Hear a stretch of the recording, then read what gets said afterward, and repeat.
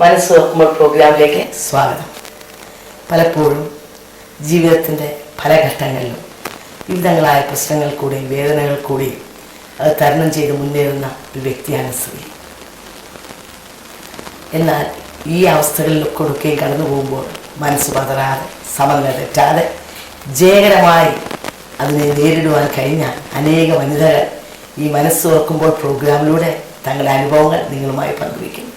ഈ അനുഭവങ്ങൾ നിങ്ങൾക്ക് ജീവിതത്തിൽ ഒരാശ്വാസമായും വഴികാട്ടിയായും ഒരു മാർഗദർശിയായും തന്നെ തീരട്ടെ എന്ന് ആത്മാർത്ഥമായി പ്രാർത്ഥിച്ചു.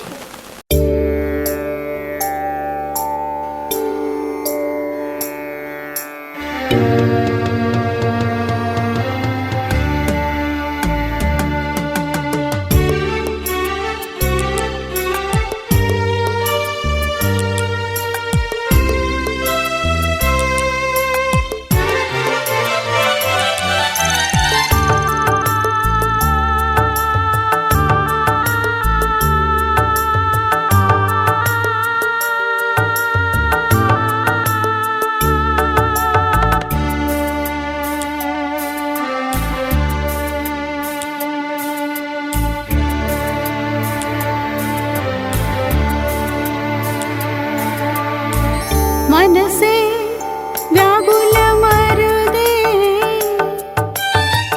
കരുതാൻ നിനക്കവൻ മനമടുത്തുണ്ട്. മനസ്സേ വ്യാകുലമരുതേ, കരുതാൻ നിനക്കവൻ മനമടുത്തുണ്ട്.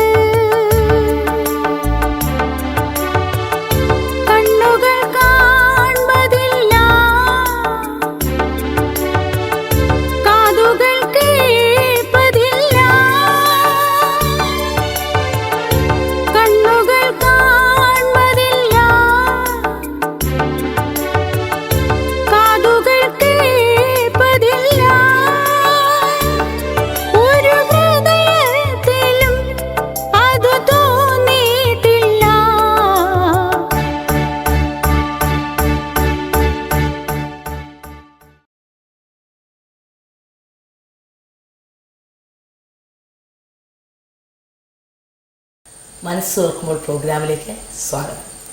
ഇന്നത്തെ നമ്മുടെ അതിഥിയായി വന്നിരിക്കുന്നത് ഏവർക്കും ബഹുമാനായ കുരുവിള കോവൂർ അവങ്ങളുടെ പത്നി സിസ്റ്റർ മേരി കോവൂർ എന്ന് പറഞ്ഞാൽ ഞങ്ങളെല്ലാം വാത്സല്യത്തോടെ വിളിക്കുന്ന പ്രിയ കുഞ്ഞുവാളമ്മയാണ്.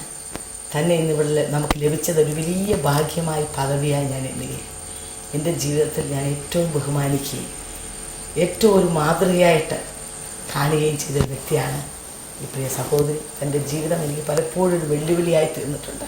തൻ്റെ ഉറച്ച വിശ്വാസം, ധൈര്യം, കർത്താവിന് വേണ്ടിയുള്ള തൻ്റെ മുമ്പോട്ടുള്ള പോക്ക്, ഇതൊക്കെ പലപ്പോഴും എന്നെ അത്ഭുതപ്പെടുത്തിയിട്ടുണ്ട്. പലപ്പോഴും ഞാൻ ആഗ്രഹിച്ചിട്ടുണ്ട്, കർത്താവെ ഇങ്ങനെ കർത്താവിന് വേണ്ടി പ്രയോജനപ്പെടാൻ കഴിഞ്ഞിരുന്നുവെങ്കിൽ എന്ന്. തൻ്റെ ശബ്ദം കേരളത്തിലുടനീളം, ഇന്ത്യയുടെ അനേക സ്റ്റേറ്റുകൾ, ലോകത്തിൻ്റെ അനേക രാജ്യങ്ങളിൽ വളരെ ശക്തിയോടെ കഴിഞ്ഞ 54 പരം വർഷങ്ങൾ ധ്വനിച്ചുകൊണ്ടിരുന്നു. ഇത് താൻ ശാരീരികമായ ക്ഷീണിതയാണ്, എങ്കിലും ആ ശബ്ദം ഇന്നും നിലച്ചിട്ടില്ല. തന്നെ ഇന്ന് നമുക്ക് ഇവിടെ ലഭിച്ചതിൽ ഞാൻ വളരെ സന്തോഷിക്കുന്നു. ഇനിയിപ്പോൾ കുഞ്ഞോളമ്മയുടെ വാക്കുകളിൽ തന്നെ നമുക്ക് ശ്രമിക്കാവുന്നതാണ്. കുഞ്ഞോളമ്മ പറഞ്ഞാട്ടെ അനുഭവങ്ങൾ. ഞാൻ ആദ്യമായിട്ട് കർത്താവിൻ്റെ അടുക്കിലേക്ക് അടുത്തു വരുന്നത് എൻ്റെ 5ാമത്തെ വയസ്സിലാണ്. എൻ്റെ അപ്പച്ചൻ്റെ പെങ്ങൾ ഒരു കർത്താവിൻ്റെ വേലക്കാരിയായിരുന്നു. അമ്മാമ്മയാണ് എന്നെ ക്രിസ്തുവിലേക്ക് വഴി നടത്തിയത്. അന്ന് മുതൽ ഇന്ന് വരെയും എനിക്ക് ഒന്നറിയാം, കർത്താവ് എൻ്റെ കൂടെ നടക്കുന്നു, അവൻ എൻ്റെ കയ്യെ പിടിച്ചുകൊണ്ട് നടത്തുന്നു എന്നുള്ള വലിയൊരു അനുഭവ സാക്ഷ്യം എനിക്ക് പറയാൻ സാധിക്കും. കഷ്ടങ്ങളും പ്രയാസങ്ങളും ഒരുപാടുണ്ടായിട്ടുണ്ട്. സുവിശേഷ വയൽ പ്രദേശത്തും ജീവിതയാത്രയിലൊക്കെയും പലപ്പോഴും പ്രയാസങ്ങൾ ഉണ്ടായിട്ടുണ്ട്. എങ്കിലും അത് പ്രയാസങ്ങളായി തോന്നാതെ വണ്ണം ദൈവം അതെല്ലാം താങ്ങി നടത്തി. പരിശോധനാ വേളകളിൽ എന്നും പുഞ്ചിരിയോടെ കടന്നു വരത്തക്കവണ്ണം ദൈവം ഇടയാക്കി. അതെല്ലാം ഓർത്ത് ഞാൻ ദൈവത്തെ സ്തുതിക്കുന്നു. കൊച്ചമ്മ എത്ര വയസ്സിലാണ് കർത്താവിനെ രക്ഷകനായി സ്വീകരിച്ചത്? 5ാമത്തെ വയസ്സിലാണ് ഞാൻ കർത്താവിനെ ജീവിതത്തിലേക്ക് കൈക്കൊള്ളുന്നത്. പിന്നീടുള്ള ജീവിതത്തിൽ വർഷങ്ങൾ മുമ്പോട്ട് പോയപ്പോൾ അതിനെക്കുറിച്ച് പറയാമോ? 5ാമത്തെ വയസ്സിൽ ഞാൻ കർത്താവിനെ സ്വീകരിച്ചുവെങ്കിലും എൻ്റെ ഹൃദയത്തിൻ്റെ ആഗ്രഹം അതൊന്നുമല്ലായിരുന്നു. എൻ്റെ അപ്പച്ചൻ്റെ പെങ്ങളെ പോലെ ഒരു നല്ല കർത്താവിൻ്റെ ദാസിയായിട്ട് ഒരു വിശുദ്ധീകരണം പ്രാപിച്ചൊരു ജീവിതമായിട്ട് ജീവിച്ചു വരണം. കണക്ക് നോക്കാതെ കർത്താവിന് ശുശ്രൂഷ ചെയ്യണം. എല്ലാവർക്കും വേണ്ടി ബലത്തോടെ പ്രാർത്ഥിക്കണം. ഇതൊക്കെയായിരുന്നു എൻ്റെ ജീവിതത്തിൻ്റെ വലിയ പ്രതിഷ്ഠ. അങ്ങനെ അത് മുൻപിൽ വെച്ചുകൊണ്ടാണ് വളർന്നു വന്നത് തന്നെ. കോളേജ് പഠിക്കുമ്പോഴും എല്ലാതായിരുന്നു ആഗ്രഹം. അതുകൊണ്ട് കാണുന്ന എല്ലാ ക്ലാസ്മേറ്റ്സിനോടും ഞാൻ യേശുവിനെ കുറിച്ച് ഇങ്ങനെ പറയുമായിരുന്നു. പലപ്പോഴും ടീച്ചേഴ്സ് പോലും എന്നോട് ചോദിച്ചിട്ടുണ്ട്, എന്തോന്ന് എപ്പോഴും പറഞ്ഞുകൊണ്ട് നടക്കുന്നത്. പക്ഷെ ഞാൻ പറയുന്നത് എൻ്റെ ഹൃദയത്തിലൊരു സന്തോഷമാണ് എന്നെ രക്ഷിച്ച കർത്താവിനെ കുറിച്ച് പറയുന്നത്. അകത്ത് ജീവൻ ഉണ്ടെങ്കിൽ പിടിച്ചു നിർത്താൻ ഒരു ശക്തിക്കും കഴിയത്തില്ല അല്ലേ? ഹൃദയം നിറയുന്നത് വായി സംസാരിക്കുന്നത്. ദൈവസ്നേഹം ഹൃദയത്തിൽ വന്നത് മറ്റുള്ളവരിലേക്ക് അത് ഒഴുകിക്കൊണ്ടിരുന്നു. ഞാൻ BA പാസ്സായപ്പോൾ എല്ലാവരും എൻ്റെ ടീച്ചേഴ്സൊക്കെ പറഞ്ഞു, BSc കൊണ്ട് നിർത്തരുത്, MScക്ക് പോകണം. മാത്സ് തന്നെ എടുത്ത് MScക്ക് പോയാൽ കോളേജിലൊക്കെ എന്തെല്ലാം ഓപ്പർച്യൂണിറ്റി ഉണ്ട് പഠിപ്പിക്കാൻ. മാത്സ് എടുക്കുന്ന സിസ്റ്റേഴ്സ് വളരെ കുറച്ച് പേരെ കാണത്തുള്ളൂ, MSc മാത്സ് എടുക്കുന്നവർ. അതുകൊണ്ട് യു മസ്റ്റ് ഗോ എന്നെപ്പോഴും എന്നോട് പറയുമായിരുന്നു. എനിക്ക് MSc എടുക്കണമെന്ന് ഒന്നും ഒരു താല്പര്യം ഒരിക്കലും ഉണ്ടായിട്ടില്ല, പഠിപ്പിക്കണമെന്നും ഉണ്ടായിട്ടില്ല. ഒറ്റ ആഗ്രഹമേ ജീവിതത്തിൽ എപ്പോഴും ഉണ്ടായിട്ടുള്ളൂ, വിശുദ്ധമായിട്ടൊന്ന് ജീവിക്കണം, കർത്താവിൻ്റെ കയ്യിൽ ഇണങ്ങിയ ഒരായുധമായിട്ട് വെളിപ്പെടണം, അനേക ജീവിതങ്ങളെ കർത്താവിൻ്റെ പൂണിയിലാക്കിയെടുക്കുവാൻ കർത്താവിൻ്റെ കയ്യിലൊന്ന് ഇണങ്ങിയിരിക്കണം. ആ ഒറ്റ ആഗ്രഹത്തിന് വേണ്ടിയാണ് ഞാൻ BSc പാസ്സായി എടുത്തത് തന്നെ. എത്ര നല്ല ആഗ്രഹം!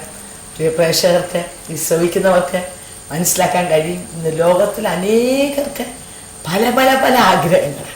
ഈ ലോകത്ത് എന്തോന്നിനു വേണ്ടിയുള്ള ഓട്ടം, എന്തോന്നിനെ പ്രാപിപ്പാനുള്ള ബന്ധം, അതെങ്ങും നമ്മൾ കാണുക. ആ പരക്കം പാച്ചിൽ, അതിനുവേണ്ടി എന്തെല്ലാം കഷ്ടപ്പാടുകൾ, അതിന് ബുദ്ധിമുട്ടുകൾ, അതിനുവേണ്ടി കൊലപാതകങ്ങൾ വരെ നടക്കുക ഈ ലോകത്തിലെ നേട്ടങ്ങൾക്ക് വേണ്ടി.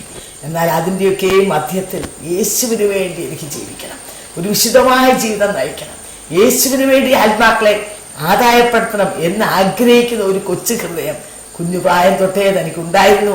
ആഗ്രഹപ്രകാരം തന്നെ യൗവന ജീവിതത്തിലേക്ക് ഞാൻ കടന്നു വന്നു എന്നാണ് നമ്മുടെ കേട്ടത്. 19 വയസ്സായപ്പോഴോ എനിക്ക് ഹരിപ്പാട് അടുത്തൊരു കോൺവെന്റ് ഹൈസ്കൂളിൽ ജോലി കിട്ടി. ഞാൻ ചോദിച്ചു വാങ്ങിച്ചതല്ല, അവർക്ക് മാത്സ് ഹാൻഡ് കിട്ടാഞ്ഞതുകൊണ്ട് ഞാനിങ്ങനെ പാസ്സായി നിൽക്കുന്ന അറിഞ്ഞുകൊണ്ട് അവർ പല പ്രാവശ്യം എന്നെ വിളിപ്പിച്ചു. അപ്പോഴെല്ലാം എൻ്റെ ഹൃദയത്തിനകത്തുണ്ട്, പഠിപ്പിക്കാൻ പോകണോ അതോ കർത്താവിൻ്റെ വേലയ്ക്ക് പോകണോ, ഇങ്ങനെ സംശയിച്ച് നിൽക്കുകയാണ്. പിന്നെ അവരുടെ നിർബന്ധത്തിന് വഴങ്ങി ഞാൻ സ്കൂളിലോട്ടങ്ങ് പോയി. 1 വർഷം പഠിപ്പിച്ചുള്ളൂ. പഠിപ്പിച്ചു കഴിഞ്ഞപ്പോഴത്തേക്ക് എനിക്ക് അവിടെ നിൽക്കാൻ കഴിയുന്നില്ല. കർത്താവിൻ്റെ വേല ഇതല്ല, ഒരായുസുള്ളത് കർത്താവിന് വേണ്ടി കൊടുക്കണം എന്നൊറ്റ ആഗ്രഹം. അപ്പോൾ എൻ്റെ ഹെഡ് മിസ്ട്രസ് എന്നോട് ചോദിച്ചു, ഇവിടെ സ്കൂളിൽ വന്നപ്പം എന്നോട് പറഞ്ഞു, ഞാൻ സ്കൂളിന് വേണ്ടി നല്ലതായിട്ടൊന്ന് അധ്വാനിച്ച് ഇവിടുത്തെ റിസൾട്ടൊക്കെ നന്നാക്കിയിട്ടേ പോകത്തുള്ളൂ എന്ന് പറഞ്ഞു. ഇപ്പം പെട്ടെന്ന് എന്തോ തിരിഞ്ഞു പോയത് എന്ന് ചോദിച്ചു. ഞാൻ പറഞ്ഞു, ടീച്ചറെ, കർത്താവിന് വേലക്കാരോ കൊയ്ത്ത് വിളഞ്ഞു കിടക്കുന്നു, വേലക്കാരോ ചുരുക്കം. ഒരുമാതിരി കൊള്ളാവുന്ന ആൺപിള്ളേരെല്ലാം പേർഷ്യയിലെത്തി, ബാക്കിയുള്ളവർ അമേരിക്കയിലും പോയി.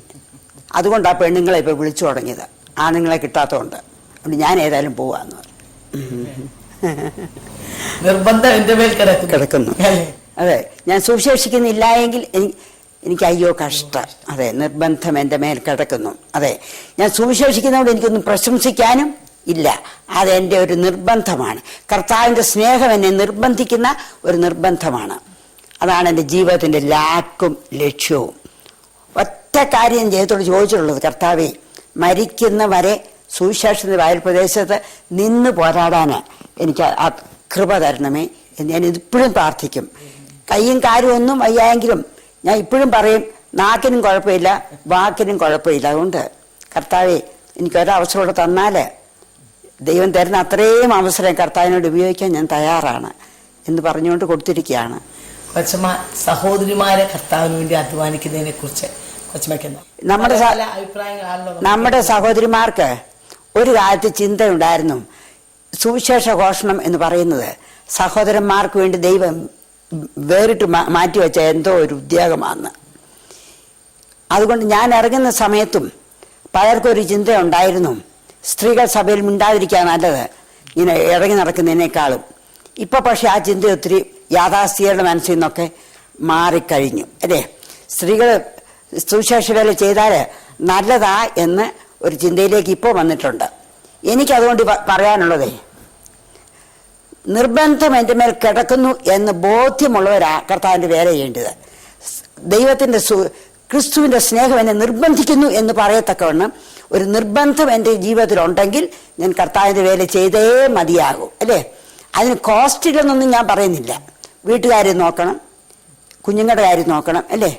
എനിക്കായിരുന്നെങ്കിൽ ഒരു മിനിറ്റ് ഇരിക്കാൻ നേരമില്ലായിരുന്നു. ഈ സഭയുടെ എല്ലാ ആദ്യകാലത്തെ കെട്ടുപണിയിനുള്ളിൽ ഒരുപാട് അധ്വാനിക്കേണ്ടി വന്നിട്ടുണ്ട്. പിന്നെ കൊച്ചു കുഞ്ഞുങ്ങളെ ഇട്ടേച്ച് പോകേണ്ട സമയങ്ങളൊക്കെ ഉണ്ടായിട്ടുണ്ട്. ഒരിക്കൽ എൻ്റെ മോനെ 2 കാലം തളർന്ന് ഇവിടെ മുറി കിടക്കുമ്പോഴാണ് എനിക്ക് കോട്ടയത്ത് വന്ന് രാത്രി പ്രസംഗിക്കണം. അമ്മച്ചി ഉണ്ട് ഇവിടെ, എങ്കിലും പക്ഷെ അവനെ നോക്കാൻ തക്കതായിട്ട് വേറെ ആരുമില്ല. ഞാൻ ഒരു പാത്രത്തിലോട് ചോറും വിളമ്പി വെച്ച് കുടിക്കാൻ വെള്ളവും വെച്ച് കൈ കഴുകാൻ വെള്ളവും എടുത്ത് കൊടുത്തേച്ച് പറഞ്ഞു, മോനെ ഇവിടെ കിടന്നോണം, നീ തന്നെ ഉണ്ടേച്ച് വെള്ളം കുടിച്ച് കയ്യും കഴുകിയേച്ച് ഇവിടെ കിടക്കണം, അമ്മ പോവുക. അമ്മ അങ്ങ് പോവാന്ന് എന്നെ ഇട്ടേച്ച്. ഞാൻ പറഞ്ഞു, മോനെ പോട്ടെ. വാക്ക് കൊടുത്തു. ജീവിതത്തിൽ വാക്ക് കൊടുത്താൽ അത് പാലിക്കണമെന്ന് എൻ്റെ പിതാവിനെ പഠിപ്പിച്ചിട്ടുണ്ട്. അത് മാത്രമല്ല, എൻ്റെ ജീവിതത്തിൽ 54 വർഷമായി ഒരു മീറ്റിങ്ങിന് വാക്ക് കൊടുത്തിട്ട് ഇതുവരെ ഞാൻ ചെല്ലാതിരുന്നിട്ടുണ്ട് ഇല്ല. ഞാൻ ദൈവത്തോട് എന്നും ചോദിക്കാതെ, കർത്താവേ, കുഞ്ഞുങ്ങൾക്ക് പനി വന്നിട്ടുണ്ട്, മാരകമായ അസുഖങ്ങൾ വന്നിട്ടുണ്ട്, എന്നാലൊക്കെയും 54 വർഷത്തിനിടെ എത്രയോ പ്രാവശ്യം വാക്ക് മാറാൻ നിർബന്ധം തോന്നിയിട്ടുണ്ട്. പക്ഷേ എങ്കിലും ഇതുവരെയും ചെയ്യാൻ ദൈവം ഇടയാക്കിയിട്ടില്ല. എന്നിട്ട് ഞാനിങ്ങനെ പ്രസംഗിച്ചുകൊണ്ടിരുന്നപ്പോൾ ഒരു വാചകം പറഞ്ഞു, എൻ്റെ കുഞ്ഞ് 2 കാലം തളർന്ന് എൻ്റെ വീട്ടിൽ കിടക്കുന്നു. അതിനൊരു പാത്രത്തിൽ ചോറും കുടിക്കാനുള്ള വെള്ളവും ഒരു സ്റ്റൂളിൽ എടുത്ത് വെച്ചിട്ടാണ് ഞാൻ കോട്ടയത്ത് പ്രസംഗിക്കാൻ വന്നിരിക്കുന്നത്. ഇന്ന് രാത്രിയിൽ ഞാൻ പ്രസംഗിക്കുന്ന ക്രിസ്തുവിനെ നിങ്ങളുടെ ജീവിതത്തിലേക്ക് കൈക്കൊള്ളുവാൻ യോഗ്യനെന്ന് നിങ്ങൾക്ക് തോന്നുന്നെങ്കിൽ കൈക്കൊള്ളാം. ഞാൻ ഇത്രയും വില കൊടുത്ത് പറയുന്ന സുവിശേഷം എന്തിനാണ് വില കൊടുത്തതെന്ന് നിങ്ങളൊന്ന് ചിന്തിച്ചു നോക്ക്. എൻ്റെ കുഞ്ഞിനെ അവിടെ ഇട്ടേച്ച് ഞാൻ വരാൻ കാര്യം എന്താണ്? എൻ്റെ മാതൃഹൃദയം ഞാൻ യേശുവിൻ്റെ കരങ്ങളിൽ ഏൽപ്പിച്ചു കൊടുത്തു. അതെ, അതിനെ തീക്കല് പോലെ ആക്കി.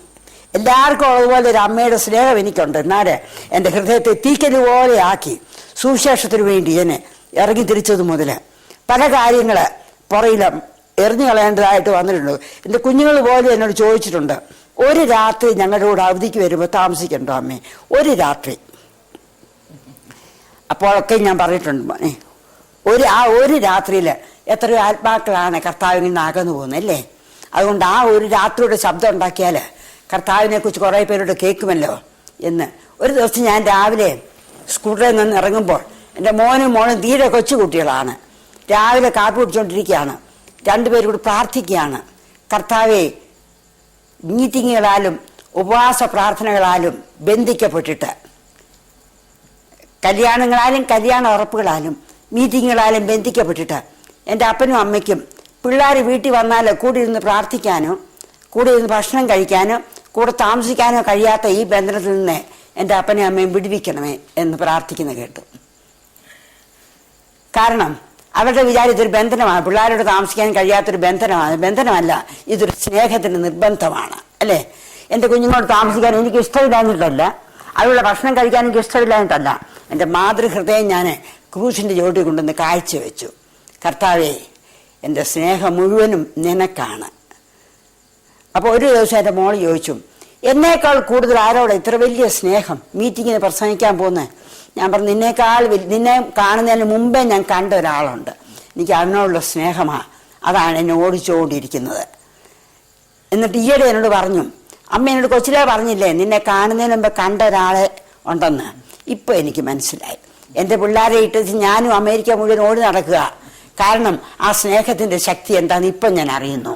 അതെ, അതുകൊണ്ട് സ്നേഹത്തിൻ്റെ ശക്തി അറിഞ്ഞ 2 കുഞ്ഞുങ്ങളെ വളർത്തിയെടുക്കാൻ ദൈവം അതുകൊണ്ട് എനിക്ക് സഹായിച്ചു. ദൈവത്തിന് സ്തോത്രം. ഈ പ്രേക്ഷകർ ഈ വിലപ്പെട്ട സാക്ഷ്യം കേട്ടുകൊണ്ടിരിക്കുകയാണല്ലോ.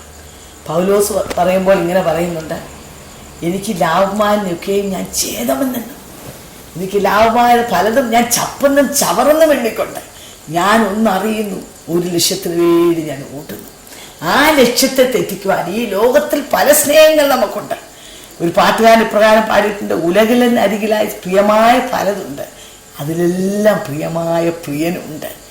ഈ ലോകത്തിലെ അനേക സ്നേഹങ്ങൾ പലതും പ്രിയമായിട്ടുണ്ടെങ്കിലും അലിഞ്ഞുപോവും ഈ സ്നേഹത്തിന് മുമ്പിൽ അവയെല്ലാം മഞ്ഞു പോലെയെന്ന്. ആ അനുഭവമാണ് പ്രിയ കുഞ്ഞോളമ്മയിൽ നാം കേട്ടുകൊണ്ടിരിക്കുന്നത്. ലോകത്തിൻ്റെ സ്നേഹങ്ങളെല്ലാം മാറിപ്പോകുമ്പോൾ ഒരിക്കലും മാറാത്തൊരു സ്നേഹം, ആ സ്നേഹത്തെ കണ്ടുമുട്ടുവാൻ ഒരിക്കൽ സാധു സുന്ദർ സിംഗ് പ്രിയ കുഞ്ഞോളമ്മ പറഞ്ഞ അതേ കാര്യം തന്നെ തൻ്റെ ഒരു പുസ്തകത്തിൽ ഇങ്ങനെ എഴുതിയിട്ടുണ്ട്. എൻ്റെ യേശുവിന് വേണ്ടി ക്രൂശ് ചുമക്കുവാൻ എനിക്ക് ഒരു ജീവിതം മാത്രമേ ഉള്ളൂ. ഈ ജീവിതം വിട്ട് ഞാൻ പോയാൽ പിന്നെ ഒരിക്കലും ആ ക്രൂശ് ചുമക്കാൻ ഞാൻ മടങ്ങി വരത്തില്ല. ഈ പ്രിയ ജീവിതത്തെ കാണുമ്പോൾ ശരിക്കും പറഞ്ഞാൽ എനിക്ക് വാക്കുകളില്ലാതെ പറയുവാൻ. എന്തെന്നാൽ ശരിക്കും കർത്താവിന് വേണ്ടി ഓടി എത്രയോ ജീവിതങ്ങൾ ജീവിക്കുന്നുണ്ട് പല നിലയിൽ. എന്നാൽ 54 വർഷങ്ങൾ ജീവിക്കേണ്ടതുപോലെ ആ യേശുവിൻ്റെ സ്നേഹത്തിന് മുമ്പിൽ മറ്റെല്ലാം വലിച്ചെറിഞ്ഞുകൊണ്ട് മറ്റൊന്നിനും അതിനേക്കാൾ ഉപരിയായ സ്ഥാനം കൊടുക്കാതെ കർത്താവിന് വേണ്ടി ഓടിയ ജീവിതം. പലരും ചോദിക്കാറുണ്ട്, കുഞ്ഞോളമാമയെ മാത്രം എന്താ ഇത്ര ഉപയോഗിക്കുന്നത്? It cost something.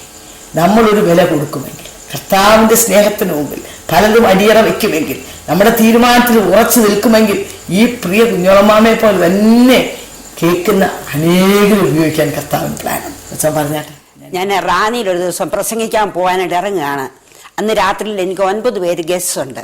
എല്ലാവരുടെയും കട്ടിൽ ഞാൻ വിരിച്ചു, ഭക്ഷണം എല്ലാം ഉണ്ടാക്കി സ്കൂട്ടറിലോട്ട് ഓടി വന്ന് കയറുന്ന സമയത്ത് എൻ്റെ മോൾ എന്നോട് ഓടി വന്ന് ചോദിച്ചു. കൊച്ചുകുട്ടിയാണ് അവൾ, 4 വയസ്സ് കഷ്ടിച്ചേ ഉള്ളൂ.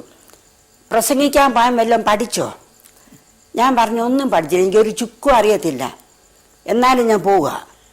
അപ്പോൾ അവൾ എന്നോട് ചോദിച്ചു, എന്താ അറിയാമയായിരുന്നോ? പ്രസംഗിക്കണമെന്ന് അറിയാമായിരുന്നല്ലോ, പിന്നെന്താ പഠിക്കാഞ്ഞേ? പിന്നെ എവിടെ പഠിക്കാതെ ഓടി പോകുന്നത്? അപ്പം ഞാൻ പറഞ്ഞു, നീ കണ്ടില്ലയോ, ഞാൻ ഉച്ചയ്ക്ക് തുടങ്ങി അടുക്കളയിൽ കയറിയിട്ട് ഇപ്പം രാത്രി 6:30 6:30 വരെ ഞാൻ ഫ്രൈഡ് റൈസ് ഉണ്ടാക്കി ഈ വിരുന്നുകാർക്ക് എല്ലാം ഉള്ള സകലവും ക്രമീകരിച്ചു. നിനക്ക് അതിനകത്തൊന്നും ഒരു ഭാരം ഇല്ലായിരുന്നല്ലോ. ഇനി കട്ടിലും വിരിച്ചു, നിനക്കും പ്രയാസമില്ല, ആർക്കും പ്രയാസമില്ല, ഇനി ഞാൻ പോട്ടെ. അപ്പോൾ എന്നോട് പറയുക, പൊക്കോ വിഷമിക്കണ്ട, ഞാൻ പ്രാർത്ഥിച്ചോളാം. ഞാൻ പറയാം, എൻ്റെ മോളെ നീ ശുഭവാർത്തയോട് പറയണേ, എനിക്കൊരു ചുക്കും അറിയാൻ വയ്യാന്ന്. അവിടുന്ന് ഓടി വന്ന പൈതല് ഒരു കൊച്ചു പായ എടുത്തിട്ട് മുറിയുടെ മൂലയ്ക്ക് അവിടെ പോയിരുന്ന് പ്രാർത്ഥനയും തുടങ്ങി. അപ്പം അമ്മച്ചിയോട് പറഞ്ഞു, എനിക്ക് 9:30 വരെ ഉപവാസമാണ്, രാത്രി 9:30 വരെ ഉപവാസമാണ്, എന്നെ ഭക്ഷണത്തിന് വിളിക്കരുത് എന്ന് പറഞ്ഞു. അമ്മച്ചി ശ്രദ്ധിച്ച് കേൾക്കുക, എന്തായി പ്രാർത്ഥിക്കുന്നതെന്ന്. കർത്താവ്, എൻ്റെ അമ്മയ്ക്ക് ഒരു ചുക്കും അറിയത്തില്ലെന്നാണ് പറഞ്ഞത്, പക്ഷെ ചുക്കും അറിയാതെ റാന്നി നീ വിടല്ലേ, പോകുന്ന വഴിക്കേലും എല്ലാം പഠിപ്പിച്ചു വിടുന്ന കർത്താവേ എന്നൊക്കെ പ്രാർത്ഥിച്ചെന്ന് പറഞ്ഞു. അമ്മച്ചി വന്നപ്പോൾ പറഞ്ഞു. എന്നിട്ട് 9:30 ആയപ്പോൾ അമ്മച്ചി പറഞ്ഞു, എടി ചോറ് തണുക്കുന്നു, നീ ഒന്ന് ഉണ്ണ. എൻ്റെ അമ്മ പറഞ്ഞു 9:30 പ്രസംഗം തീരുവോളെന്ന്. 9:30 അമ്മ ഇരിക്കുന്ന വരെ ഞാൻ പ്രാർത്ഥിക്കും. അങ്ങനെ 9:30 ഞാൻ ഇരിക്കുന്ന വരെ ആ മുഴങ്കാലുമേൽ ഇരുന്ന് പ്രാർത്ഥിക്കുകയായിരുന്നു എന്ന് അമ്മച്ചി പറഞ്ഞു. അതൊരു അത്രയും കോപ്പറേറ്റ് ചെയ്യുന്ന, എൻ്റെ കൂടെ സഹായിക്കുകയും എനിക്ക് വേണ്ടി പ്രാർത്ഥിക്കുകയും സകല അസൗകര്യങ്ങളെയും പങ്കുചേരുകയും അതൊക്കെ ഒരു വിലയായിട്ട് വിചാരിക്കുകയും ചെയ്യുന്ന കുഞ്ഞുങ്ങളെ ദൈവം എനിക്ക് തന്നതോർത്ത് ഞാൻ ദൈവത്തെ സ്തുതിക്കുന്നു. ഓക്കെ, എങ്ങനെ ഈ കുഞ്ഞുങ്ങളെ എന്നും ഇട്ടിട്ട് പോകുന്ന അമ്മയ്ക്ക് വേണ്ടി ഇങ്ങനെ പ്രാർത്ഥിക്കൂ? What made them to do that എന്ന് പറഞ്ഞാൽ ഇന്ന് അനേകരെ പ്രസംഗിക്കുന്നുണ്ട്, പക്ഷേ ആ ജീവിതം കുഞ്ഞുങ്ങളുടെ മുമ്പിൽ ജീവിച്ച് കാണിക്കുന്നില്ല. എനിക്ക് എൻ്റെ അനുഭവത്തിൽ നിന്ന് ഇത് തന്നെ പറയാൻ കഴിയും. നാം ഈ പ്രസംഗിക്കുന്ന പ്രസംഗം നമ്മുടെ കുഞ്ഞുങ്ങളുടെ മുമ്പിൽ ഒന്ന് ജീവിച്ച് കാണിക്കുമെങ്കിൽ, അതുമാത്രമല്ല ഇറ്റ് സംതിങ് വാല്യുബിൾ. ഇത് ചുമ്മാ ഒന്ന് പറയുന്നതല്ല, ഇത് വളരെ വിലയുറ്റതാണ്. എൻ്റെ അപ്പനും എൻ്റെ അമ്മയും ഈ ചെയ്യുന്ന പ്രവൃത്തി, ഈ ദൗത്യം അവർ ഇത്രയും തീഷ്ണതയോടെ ഇത്രയും വില കൊടുത്ത് ചെയ്യണമെങ്കിൽ അതിൻ്റെ പിമ്പിൽ എന്തോ വലിയ കാര്യമുണ്ട് എന്ന് ആ കൊച്ചു കുഞ്ഞുങ്ങളെ, കൊച്ചു ഹൃദയങ്ങൾ മനസ്സിലാക്കണമെങ്കിൽ നമ്മൾ അവരുടെ മുമ്പിൽ ജീവിച്ച് കാണിക്കണം. അങ്ങനെ ചെയ്തുകൊണ്ട് മാത്രമാണ് ഈ കുഞ്ഞുങ്ങൾ അത് മനസ്സിലാക്കുവാനും മാതാപിതാക്കളുടെ പുറകിൽ നിന്ന് ആ കൊച്ചുപ്രായത്തെ പ്രാർത്ഥിക്കാനും ആ ദൈവകൃപയിൽ തന്നെ വളർന്നു വരുവാനും ഇടയായി തീർന്നിരിക്കുന്നത്. അതിന് ദൈവം ഞങ്ങളെ ശ്രമിക്കുന്ന അനേകർക്ക് അതിനുള്ള ഭാഗ്യം നൽകട്ടെ. അങ്ങനെ നമ്മുടെ കുഞ്ഞുങ്ങളെ വളർത്തിയെടുക്കുവാൻ കർത്താവ് കൃപ നൽകട്ടെ എന്ന് ഞങ്ങൾ ആഗ്രഹിക്കുകയാണ്. ഞങ്ങളുടെ സഭയിലെ ഒരു സഹോദരി എന്നോടൊന്ന് ചോദിച്ചു, ഈ 365 ദിവസവും ജോലി കർത്താവിൻ്റെ പേരെന്ന് പറഞ്ഞ് പോയാലേ വീട്ടുകാരിയും പിള്ളേരുടെ കാര്യമൊക്കെ എങ്ങനെ നോക്കും? ഞാൻ പറഞ്ഞു, പിള്ളേരുടെ കാര്യമൊക്കെ ഏറെക്കുറെ കർത്താവിനെ നോക്കാൻ സഹായിക്കും, ബാക്കിയെല്ലാം കർത്താവിൻ്റെ കയ്യിൽ കൊടുക്കും. ഞാൻ ചോറ് വാരി കൊടുക്കത്തില്ലെന്ന് ദൈവത്തോട് തീരുമാനം ചെയ്തിട്ടുണ്ട്. ഞാൻ പറയും, കർത്താവേ ചോറ് വാരി കൊടുത്തിട്ട് എൻ്റെ കുഞ്ഞുങ്ങൾ വളരണ്ട, അവർക്ക് ചോറുണ്ണാനുള്ള വിശപ്പ് നീ ഞാൻ കൊടുത്താൽ മതി. അപ്പോൾ എനിക്ക് ആ സമയം കൂടെ കർത്താവിൻ്റെ വേല ചെയ്യാം. അങ്ങനെ എല്ലാ സമയം എനിക്ക് കിട്ടിയ എല്ലാ സമയം സുവിശേഷത്തിന് വേണ്ടി വേർതിരിക്കാനുള്ള കൃപ കർത്താവ് എനിക്ക് തന്ന കൃപയാൽ. കർത്താവിന്റെ വചനത്തിൽ നമ്മൾ വായിക്കുന്നുണ്ടല്ലോ, നീ എന്റെ കാര്യം നോക്കിയാൽ ഞാൻ നിന്റെ കാര്യം നോക്കും. അത് വളരെ വാസ്തവമാണ്. എനിക്ക് എന്റെ അനുഭവത്തിലും ഇത് തന്നെയാ പറയാനുള്ളത്. പലരും ഇതേ ചോദ്യം എന്നോട് ചോദിച്ചിട്ടുണ്ട്. നീ ഓടി നടന്ന് ലോകം മുഴുവൻ നേടും, നിന്റെ കൊച്ചുങ്ങളെല്ലാം പോവും, നഷ്ടപ്പെട്ടു പോകും. അപ്പോഴൊക്കെ എന്നെ ഏറ്റവും ഉറപ്പിച്ച വാക്യം ഇത് തന്നെയാ, നീ എന്റെ കാര്യം നോക്കിയാ ഞാൻ നിന്റെ കാര്യം നോക്കും. നിശ്ചയമായും നമ്മുടെ കർത്താവ് വിശ്വസ്തനാ. കർത്താവിന്റെ കാര്യം നോക്കാൻ കൊച്ചമ്മ മുമ്പോട്ട് ഇറങ്ങിയതുകൊണ്ട് കുഞ്ഞുങ്ങൾ നഷ്ടപ്പെട്ടില്ല, അവരുടെ വിദ്യാഭ്യാസം മുടങ്ങിയില്ല, അവരുടെ ഭാവി അനുഗ്രഹിക്കപ്പെടായിരുന്നില്ല. അല്ലേ? ഇതിലെല്ലാം നടത്താൻ കൂടെ ഇരുന്ന് ഇന്നു വരെയും അനുഗ്രഹമായ ഒരു ഭാവി നൽകി കുഞ്ഞുങ്ങളെ നടത്താൻ നമ്മുടെ കർത്താവ് മതിയാണ്. അല്ലേ? കൊച്ചമ്മ ജോലി ചെയ്തുകൊണ്ടിരുന്നു ഞാൻ കേട്ടിട്ടുണ്ട്. ജോലി റിസൈൻ ചെയ്തത് കർത്താവ് നേരിട്ട് സംസാരിച്ചായിരുന്നു. അതെ, ഞാൻ ജോലി ചെയ്തുകൊണ്ടിരുന്നു. എല്ലാവർക്കും വലിയ സന്തോഷമായിരുന്നു ഞാൻ സ്കൂളിൽ ജോലി ചെയ്തപ്പോൾ. കാരണം ഒരുപാട് കഷ്ടപ്പെട്ട് ഞാൻ കുഞ്ഞുങ്ങളെ പഠിപ്പിക്കുമായിരുന്നു. കണക്കിന് ഇംഗ്ലീഷിനും വീക്കായിട്ടുള്ള പിള്ളേരെ വിളിച്ചുകൊണ്ട് പോയി ഫ്രീ ട്യൂഷനാണ് എൻ്റെ മുറിയിൽ കൊണ്ടുപോയി ഇരുത്തി. 200 കോമ്പസിഷൻ ബുക്കാണ് ഒറ്റ ദിവസം കറക്റ്റ് ചെയ്യുന്നത്. അപ്പം മറ്റ് ടീച്ചേഴ്സൊക്കെ എന്നെ കളിയാക്കും, ഇതെന്താ പള്ളിക്കൂടം തിരിച്ചു വെക്കാൻ പോകാൻ തോന്നുന്നല്ലോ, ഇത്രയും കഷ്ടപ്പെട്ട് ഞങ്ങളാരും ജോലി ചെയ്യാൻ പോകുന്നില്ല. ഞാൻ പറഞ്ഞു നിങ്ങൾ ചെയ്യണമെന്ന് പറഞ്ഞില്ല. 200 കോമ്പസിഷൻ ഇംഗ്ലീഷ് കോമ്പസിഷൻ ബുക്ക് എല്ലാ ദിവസവും കറക്റ്റ് ചെയ്ത് പിറ്റേ ദിവസം ഞാൻ കൊണ്ട് കൊടുക്കുമായിരുന്നു. എൻ്റെ പിള്ളേർ ഇംഗ്ലീഷിൽ ഫസ്റ്റ് ആകണം, എല്ലാ ഡിവിഷനേക്കാളും മാർക്ക് എൻ്റെ കുഞ്ഞുങ്ങൾക്കായിരിക്കണം. അതൊരൊറ്റ ആഗ്രഹമേ ഉള്ളൂ. പൂർണ്ണ ഹൃദയത്തോടെ ഞാൻ കർത്താവിൻ്റെ ആ ശുശ്രൂഷ പഠിപ്പിച്ചിരുന്ന കാലത്ത് ചെയ്തു. അതുകൊണ്ട് ഞാൻ പഠിപ്പിച്ചിരുന്ന ആ 2 വർഷങ്ങൾ കൊണ്ട് എൻ്റെ കുഞ്ഞുങ്ങളെല്ലാം കണക്കിന് ഇംഗ്ലീഷിനും വളരെയധികം ഇമ്പ്രൂവ് ചെയ്തു എന്നെനിക്ക് പറയുവാനായിട്ട് സാധിക്കും. അങ്ങനെ ഇരിക്കുമ്പോഴാണ് കർത്താവ് വേലയ്ക്ക് വേണ്ടി വിളിച്ചത്. ഒരു ദിവസം ഞാനിങ്ങനെ പ്രാർത്ഥിച്ചുകൊണ്ടിരുന്നപ്പോൾ കർത്താവിനോട് പറഞ്ഞു, കർത്താവേ,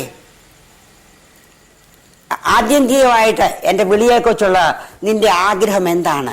ഇങ്ങനെ ഈ ഒരു ഗവൺമെൻറ് ഹൈസ്കൂളിൽ പഠിപ്പിക്കുക എന്നുള്ളതാണ്. എന്നെ കർത്താവ് പറഞ്ഞു, ഞാൻ ആരെ അയക്കേണ്ടു? എനിക്ക് വേണ്ടി പോകും.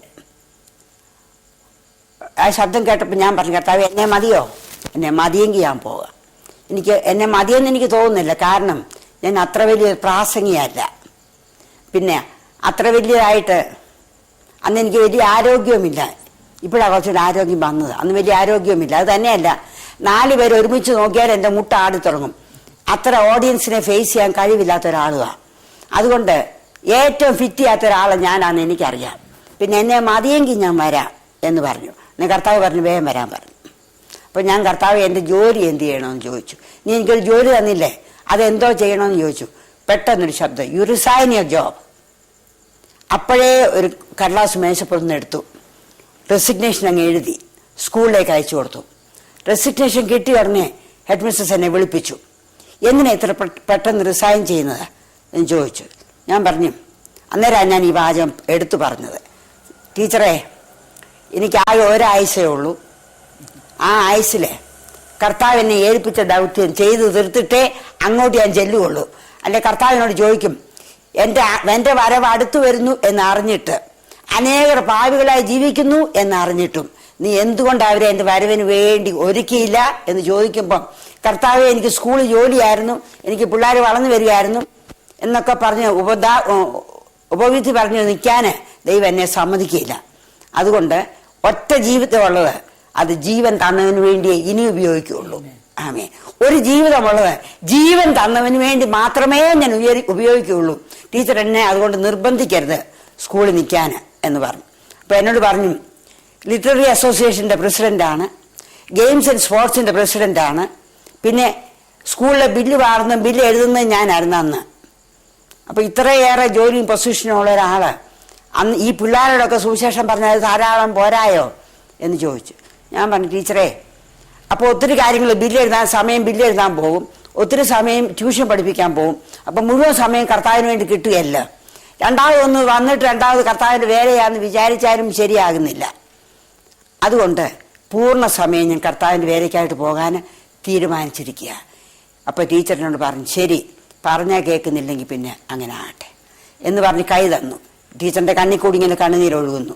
ആമേ. അതൊന്നും സാരമില്ല. കർത്താവിൻ്റെ കണ്ണ് നിറയാതിരുന്നാൽ മതി. എനിക്ക് ഒറ്റ ആഗ്രഹമേ ഉള്ളൂ.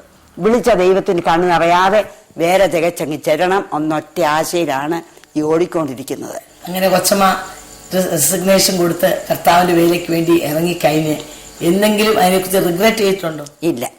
എൻ്റെ ജീവിതത്തിൽ ഇന്നും ഒറ്റ സന്തോഷമുള്ളത് ഞാൻ കർത്താവിൻ്റെ വേലയ്ക്ക് വേണ്ടി ഇറങ്ങി എന്നുള്ള ഒറ്റ സന്തോഷമാണ്. അപ്പൊ ഈ സഹോദരിമാര് പ്രവർത്തിക്കുന്നു എന്നുള്ള വളരെ ഒരു പ്രതികൂലമുള്ള കാലഘട്ടത്തിലാണല്ലോ കൊച്ചമ്മ ഇറങ്ങിയത്. അതെ. അപ്പൊ അതിന്റെ വെളിച്ചത്തിൽ കൊച്ചമ്മയ്ക്ക് പല പ്രശ്നങ്ങൾ സഹിക്കേണ്ടി വന്ന് കാണും. ഉണ്ട്, പല പ്രശ്നങ്ങളുണ്ടായിട്ടുണ്ട്. അതിനെ കുറിച്ച് എന്തെങ്കിലും ഒന്ന് പറയാമോ? അന്ന് യാഥാസ്ഥ്യ മനസ്സിലുള്ള ഒത്തിരി നേതാക്കന്മാരുണ്ടല്ലോ, അവരൊക്കെ പറഞ്ഞു ഈ സഹോദരിമാരുടെ പ്രസംഗത്തെക്കാൾ നല്ലത് പുരുഷന്മാർ തന്നെ അങ്ങ് പ്രസംഗിക്കുക എന്ന്. പിന്നെ ഈ സഹോദരിമാർക്കൊരു സ്വഭാവമുണ്ടേ, എന്തൊരു കാര്യം ഏറ്റാലും പിടിച്ചു നിന്നങ്ങ് കഷ്ടം സഹിക്കും. അതുകൊണ്ട് എനിക്ക് തോന്നും ഈ പെണ്ണുങ്ങളെ കുറെ കൂടെ വിളിച്ചാ നല്ലതെന്ന് എനിക്ക് ചിലപ്പോൾ തോന്നും. പുരുഷന്മാരെക്കാൾ കുറച്ചുകൂടെ സൈനശക്തി പിടിച്ചു നിൽക്കാനുള്ള കഴിവുണ്ട്. അതുകൊണ്ടാണല്ലോ കുഞ്ഞുങ്ങളെ വളർത്താനും ജനിപ്പിക്കാനുള്ള കൃപ കർത്താവ് നമ്മളേക്ക് തന്നത് അല്ലേ, ടോളറൻസ്. അതുകൊണ്ട് പിടിച്ചു നിൽക്കാനുള്ള കഴിവും വളർത്താനുള്ള ക്ഷമയും എല്ലാം ദൈവം നമുക്ക് തന്നു. അതേ ക്ഷമ കർത്താവിന്റെ വയൽപ്രദേശത്തെ ആത്മാക്കളെ ജനിപ്പിക്കാനും ദൈവം നമുക്ക് തന്നിട്ടുണ്ട്. അതുകൊണ്ട് അത് ഉപയോഗിക്കുന്നതിന് സഹോദരിമാരാണ് പറ്റിയതെന്ന് എനിക്ക് പലപ്പോഴും തോന്നാറുമുണ്ട്. എനിക്കും അത് തോന്നിയിട്ടുണ്ട്. ആ ഒരു ഉറച്ച ഒരു സ്വഭാവം ദൈവം നമുക്ക് നൽകിയിട്ടുണ്ട്. അത് നല്ലതിനു വേണ്ടി ഉപയോഗിക്കുകയാണെങ്കിൽ നിശ്ചയമായിട്ടും അത് ദൈവത്തിന് വേണ്ടി വളരെ പ്രയോജനപ്പെടും. അപ്പൊ അങ്ങനെ ഒരു ഉറച്ച എല്ലുപോലെ ഉറപ്പുള്ള ധൈര്യമുള്ള ശക്തിയുള്ള ചങ്കൂറ്റമുള്ള ഒരു വലിയ ക്വാളിറ്റിയാണ് കൊച്ചമ്മയിൽ കാണാൻ കഴിഞ്ഞിട്ടുള്ളത്. അങ്ങനെയാണെങ്കിൽ നിശ്ചയമായും ഇതുപോലെയുള്ള സഹോദരിമാരെ നൂറുകണക്കിന് ആയിരക്കണക്കിന് എഴുന്നേൽക്കുമെങ്കിൽ എന്തുമാത്രം ദൈവത്തിന് വേണ്ടി പ്രയോജനപ്പെടാൻ കഴിയും. ഇത് പറയുമ്പോൾ ഞാൻ ഓർത്തുപോയി യോങ്കിച്ചോ ഒരു പ്രാവശ്യം പറഞ്ഞ കാര്യം. താൻ തൻ്റെ ചർച്ചില് ലക്ഷക്കണക്കിന് ആളുകൾ വർദ്ധിക്കുവാൻ തുടങ്ങി.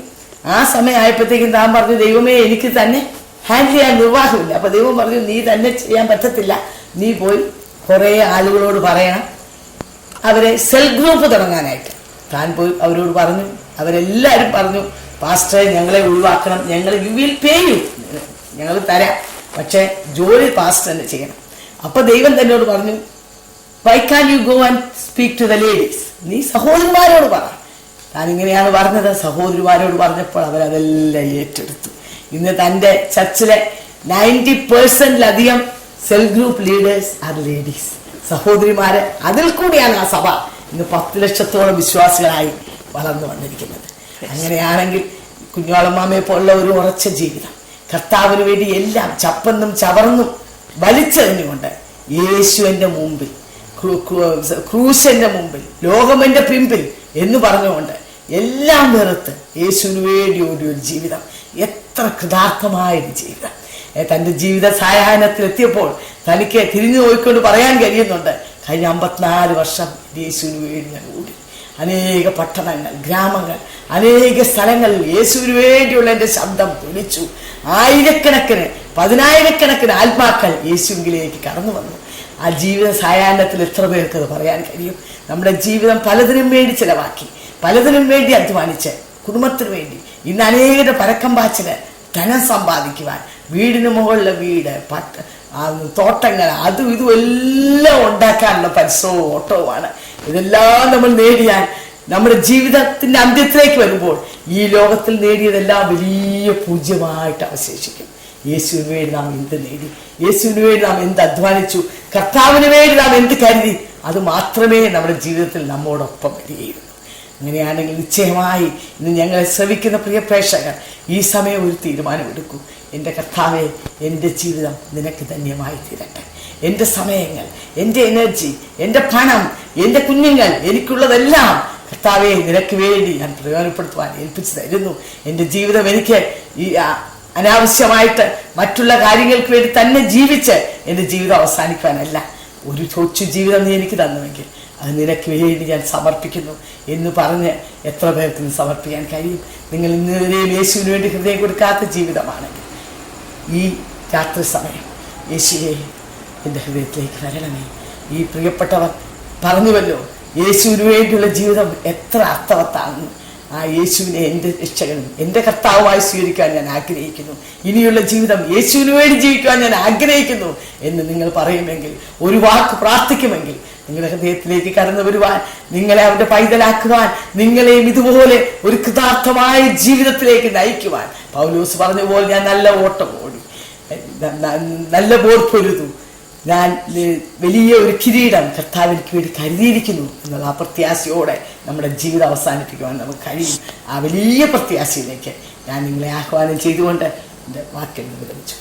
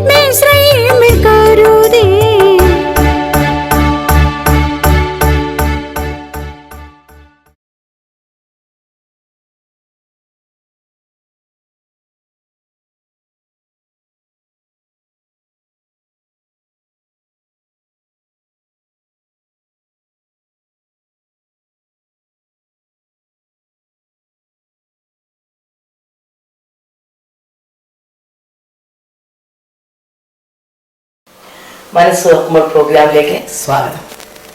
പലപ്പോഴും ജീവിതത്തിൻ്റെ പല ഘട്ടങ്ങളിലും വിവിധങ്ങളായ പ്രശ്നങ്ങൾ കൂടിയും വേദനകൾ കൂടിയും അത് തരണം ചെയ്ത് മുന്നേറുന്ന ഒരു വ്യക്തിയാണ് സ്ത്രീ.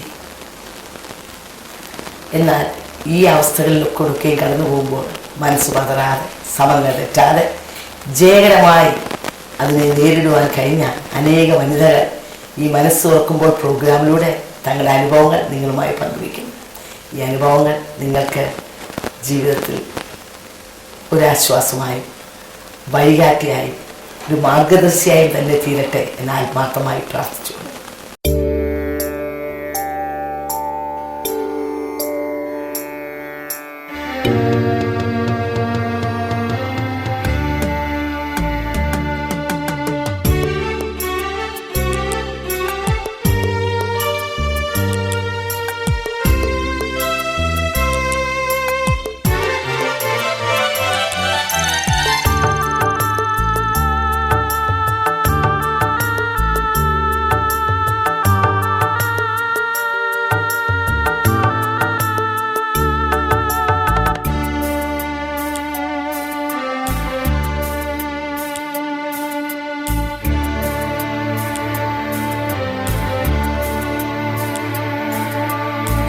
മനസ്സേ വ്യാകുലമരുതേ, കരുതാൻ നിനക്കവൻ മനമടുത്തുണ്ട്. മനസ്സേ വ്യാകുലമരുതേ, കരുതാൻ നിനക്കവൻ മനമടുത്തുണ്ട്.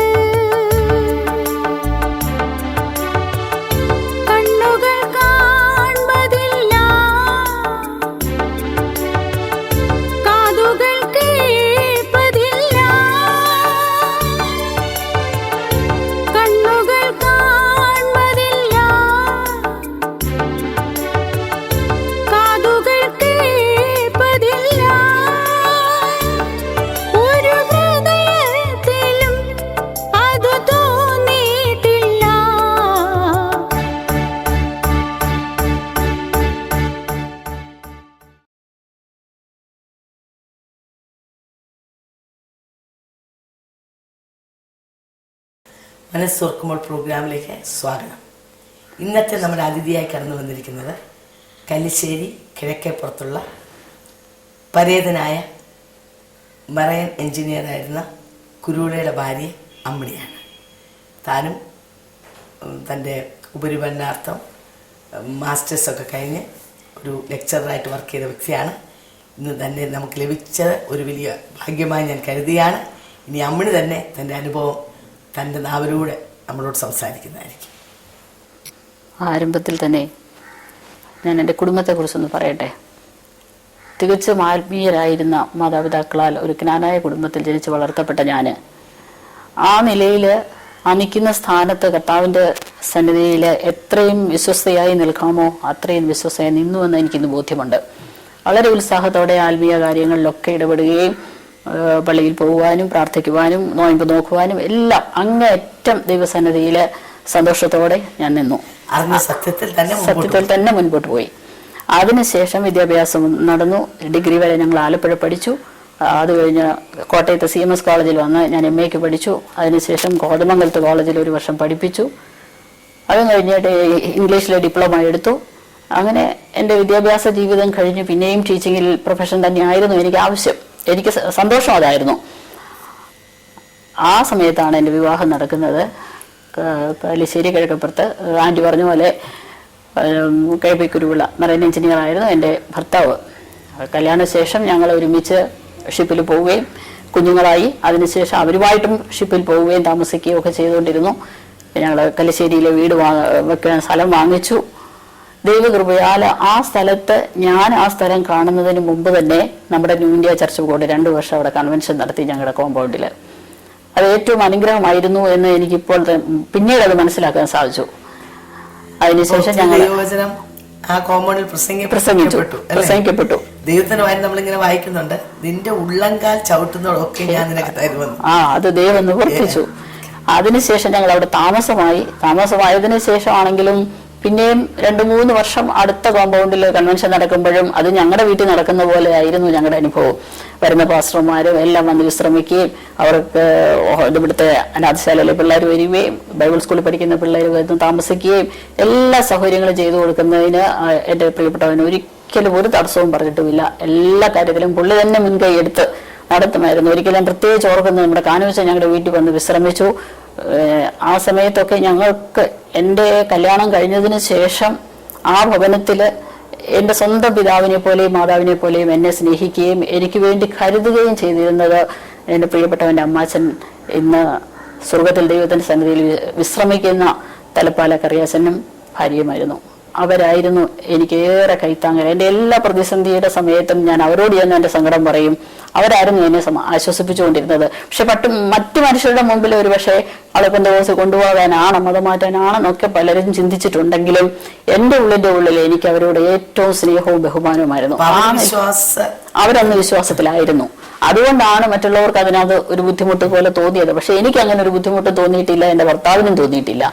ഭർത്താവിനാണെങ്കിലും എല്ലാ കാര്യങ്ങളും കൊച്ചച്ഛനോട് തുറന്നു പറയുകയും കൊച്ചച്ഛന് വേണ്ട ഉപദേശങ്ങളൊക്കെ നൽകുകയും ഞങ്ങൾക്ക് ആ പറമ്പ് വാങ്ങിക്കാനുള്ള കാര്യങ്ങൾ ഇടപാട് ചെയ്തു, ഞങ്ങൾക്ക് തോട്ടം വാങ്ങിക്കാനുള്ള കാര്യങ്ങൾ ഇടപാട് ചെയ്തു. ഞങ്ങൾ എല്ലാ കാര്യത്തിലും കൊച്ചച്ഛന് മുൻപന്തിയിൽ നിന്ന് ഞങ്ങൾക്ക് വേണ്ടി പ്രവർത്തിച്ച ഒരു അപ്പനും അമ്മയും ഞങ്ങളുടെ വീട്ടിലില്ലാത്ത സ്ഥാനത്ത് ആ നിലയിൽ പ്രവർത്തിച്ചു. അതിനായിട്ട് ദൈവത്തെ സ്തുതിക്കുന്നു. അങ്ങനെ ഒരു 2 വ്യക്തികളെ ദൈവം ഒരുക്കി തന്നല്ലോ എനിക്ക്. അതോർത്ത് ഞാൻ എൻ്റെ ദൈവത്തെ സ്തുതിക്കുന്നു. പിന്നീട് ഒരു 10 വർഷത്തിന് ശേഷം എൻ്റെ പ്രിയപ്പെട്ടവൻ മാറ്റപ്പെട്ടു. ഞാനും കുഞ്ഞുങ്ങളെ മുമ്പ് ഉണ്ടായ ചില അനുഭവങ്ങൾ ഞാനും ഓർക്കുന്നുണ്ട്. ആന്റിക്ക് അറിയാമല്ലോ എൻ്റെ സാക്ഷ്യം മുഴുവനും. എന്ന് പറഞ്ഞാല് കുരുളെ ഇപ്പൊ മാറ്റപ്പെട്ട് എത്ര നാളായി? ഇപ്പൊ 24 വർഷമാകും ഈ ജൂണില്. എന്നാൽ ഞാൻ ഓർക്കുന്നു അതിന്റെ തലേ വർഷമായിരുന്നു തോന്നുന്നു. അല്ല, ആ വർഷം ആദ്യം. 83 ആദ്യം. അപ്പൊ ആ കുരുളയുടെ അനുഭവം എന്ന് ചിന്തിക്കുമ്പോൾ ഞാൻ എപ്പോഴും ഓർക്കാറുണ്ട്, ദൈവം എത്രത്തോളം ഓരോ വ്യക്തികളെയും സ്നേഹിക്കുന്നു. God is so concerned about each person. അല്ലേ? അപ്പം കുരുള മാറ്റപ്പെടുമെന്നുള്ള കാര്യം നമുക്കറിയത്തില്ലെങ്കിൽ ദൈവത്തിന് അറിയാമായിരുന്നു അല്ലേ? അപ്പൊ അതുകൊണ്ടായിരിക്കും ഒരു കർത്താവ് എന്നെ ഒരു ദർശനം കാണിക്കായിരുന്നു കുരുളയെ കുറിച്ച്. അപ്പൊ ഞാൻ തന്നോട് സംസാരിച്ചിട്ട് പോലുമില്ല. അപ്പൊ കാണിച്ചിട്ട് പറഞ്ഞു, കുരുളയോട് പോയി സുവിശേഷം പറയാൻ പറഞ്ഞു. അപ്പൊ ഞാൻ പറഞ്ഞു, കർത്താവ് എങ്ങനെയാ, പുള്ളി എത്രത്തോളം അത് ഏറ്റെടുക്കുമെന്ന് എനിക്ക് അറിഞ്ഞുകൂടാ. അപ്പൊ അങ്ങനെ ഇരിക്കുമ്പോഴാണ് ഒരു ദിവസം കലിശ്ശേരിയിലെ അതിനടുത്തൊരു ചർച്ചിൽ വന്ന് അപ്പൊ ഞങ്ങളുടെ മരുമകനായ അപ്പൊ ഷിബു വന്ന് കൊച്ചു പയ്യനാ. ഷിബുവിനോട് ഞാൻ പറഞ്ഞു, ഇങ്ങനെ കുരുള ഒക്കെ വീട്ടിലുണ്ടോ എന്ന് നോക്കണം എന്ന് പറഞ്ഞ് വിടുന്ന സമയത്താണ് താൻ അതെ, അന്ന് എന്റെ പ്രിയപ്പെട്ടവൻ പറഞ്ഞു, ഇന്ന് അവിടെ തമ്പിച്ചാനും ആന്റിയും വന്നിട്ടുണ്ട് ആ ഹോളില്, നീ ഷിബുവിനെ വിളിച്ചിട്ട് അവരെ ഇങ്ങോട്ട് വിളിപ്പിക്കണമെന്ന് പറഞ്ഞു. ഞാൻ ഷിബുവിനെ വിളിച്ചു, അവനോട് കാര്യം പറഞ്ഞു. അവൻ അവരെയും കൊണ്ട് ഞങ്ങളുടെ വീട്ടിൽ വന്നു. അപ്പൊ അതെന്തോ ഒരു കോയിൻസിഡന്റ് ആണ് ഞാൻ ഓർക്കും. ഇത് നമ്മളോട് ദൈവം പറഞ്ഞ അതേ സമയത്ത് തനിക്കും ആ പ്രേരണ കൊടുക്കാൻ ഞങ്ങളെ വിളിപ്പിക്കാം. ഞാനിവിടെ പേടിച്ചിരിക്കും, അയ്യോ പോയാൽ പുള്ളി അംഗീകരിക്കുമോ, നമ്മൾ പറഞ്ഞാൽ കേൾക്കുമോ എന്നുള്ള ഒരു ആശങ്കയിൽ ഇരുന്നപ്പോഴാണ് വിളിപ്പിക്കുന്നത്. അപ്പൊ അവിടെ പോയിരുന്നപ്പോ താൻ പറഞ്ഞ കാര്യങ്ങൾ അന്ന് അമ്മണി ഓർക്കുന്നുണ്ടോ? ഞാൻ ഓർക്കുന്നുണ്ട്. എന്നോട് അതിനു മുമ്പ് പറയുമായിരുന്നു, നീ സൺഡേ സ്കൂളൊക്കെ പഠിച്ചതല്ലേ, പഠിച്ചിട്ടുള്ള വേദവാക്യങ്ങളൊക്കെ എന്നോട് പറഞ്ഞു തരണം. അപ്പൊ എനിക്കറിയാവുന്ന ബൈബിളൊന്നും കൂടുതലൊന്നും അറിയത്തില്ല, പിന്നെ അറിയാവുന്നതൊക്കെ പറഞ്ഞു കൊടുക്കുമായിരുന്നു. പിന്നെ അന്ന് ആ ദിവസം ഇവര് വന്നപ്പം എനിക്ക് സത്യത്തില് ദേഷ്യമാണ് വന്നത്. ഞാൻ പറഞ്ഞ ഞാനെന്ന് പറഞ്ഞു. എന്റെ അനിയനും കൂടെ ഉണ്ട്, അനിയനും ഞാനും കൂടെ അടുത്ത മുറിയിലിരുന്നു, ഇവര് ഞങ്ങളുടെ ഡ്രോയിങ് റൂമിലിരുന്നു. ഞാൻ അവനോട് പറഞ്ഞു, ഇനി ഇവരാ നമ്മളെ സ്വർഗത്തിൽ കൊണ്ടുപോകാൻ പോകുന്നതെന്ന്. സത്യത്തില് അന്ന് അങ്ങനെയൊക്കെ പറഞ്ഞെങ്കിലും പിന്നീട് എനിക്ക് അതിനകത്തെ കുറിച്ച് പശ്ചാത്താപം ഉണ്ടായി. ആന്റി പ്രാർത്ഥിക്കാൻ നേരത്ത് ഞാൻ ഒരു പാവ് പോലും ഇട്ട് കൊടുത്തില്ല, അവരവിടെ നിന്ന് എന്തെങ്കിലും ചെയ്തിട്ട് പോട്ടെ എന്നുള്ള ഒരു മനസ്സായിരുന്നു. അവിടെ വന്ന അതിനകത്തുനിന്ന് എന്നെ ഏറ്റവും ചിന്തിപ്പിക്കുന്ന ഇതാ എന്ന് പറഞ്ഞാൽ, കുർല ആദ്യം ഞങ്ങളോട് പറയുന്ന ഇതാ, എനിക്കിപ്പോൾ രാത്രി കിടന്ന ഉറക്കമില്ല, എപ്പോഴും ഞാൻ ഇങ്ങനെയാണ് ചിന്തിച്ചുകൊണ്ടിരിക്കുന്നത്, ഒരു ദൈവമുണ്ടോ, ഒരു ദൈവം ഉണ്ടെങ്കിൽ why is not dealing with us. ആ ദൈവം എന്തിനാണ് നമ്മളെ സൃഷ്ടിച്ച് വിടാക്കിയിട്ട് നമ്മളെ ഇങ്ങനെയൊക്കെ ഇതിൽ പ്രശ്നത്തിൽ കൂടെ കടത്തി വിടുന്നത്? ആ ദൈവം എന്താ നമ്മളെക്കുറിച്ച് വിചാരം ഇല്ലാത്ത ദൈവം? അതാ പുള്ളി ആദ്യം പറയുന്നത്. അപ്പൊ പറഞ്ഞപ്പോൾ തന്നെ ഞാൻ തന്നോട് പറഞ്ഞ മറുപടി ഇതായിരുന്നു, ഞങ്ങളെ ഇന്ന് നിങ്ങളുടെ വീട്ടിൽ ഇവിടെ ഇരിക്കുന്നത് തന്നെ ദൈവത്തിന് നിങ്ങളെക്കുറിച്ച് വിചാരമുണ്ട് എന്നുള്ളതിന്റെ തെളിവാണ്. ഇന്നും അല്ലെങ്കിൽ കുർലയെ കുറിച്ച് ദൈവം എന്നോട് സംസാരിക്കേണ്ട ആവശ്യമില്ല. അപ്പൊ നിങ്ങളുടെ ഹൃദയത്തിൽ എത്രത്തോളം ഭാരപ്പെട്ട, നിങ്ങൾ എത്രത്തോളം മനസ്സ് കലങ്ങിയിരിക്കുന്നു എന്നുള്ളത് കാണുന്നൊരു ദൈവമുണ്ട്. അതുകൊണ്ടാണ് പറഞ്ഞത് കുർലയോട് പോയി നീ എന്നെ കുറിച്ച് പറയണമെന്ന്. ഏതായാലും അപ്പൊ ദൈവത്തിന്റെ സ്നേഹം എത്ര വലുതാണ്. പ്രിയ പ്രേക്ഷകരോടും എനിക്ക് പറയാനുള്ള ഇതാണ്, ഇവിടെ ഞങ്ങളെ കേൾക്കുന്ന അനേകർ ഇതുപോലെ ചിന്തിക്കുന്നവർ കാണാം.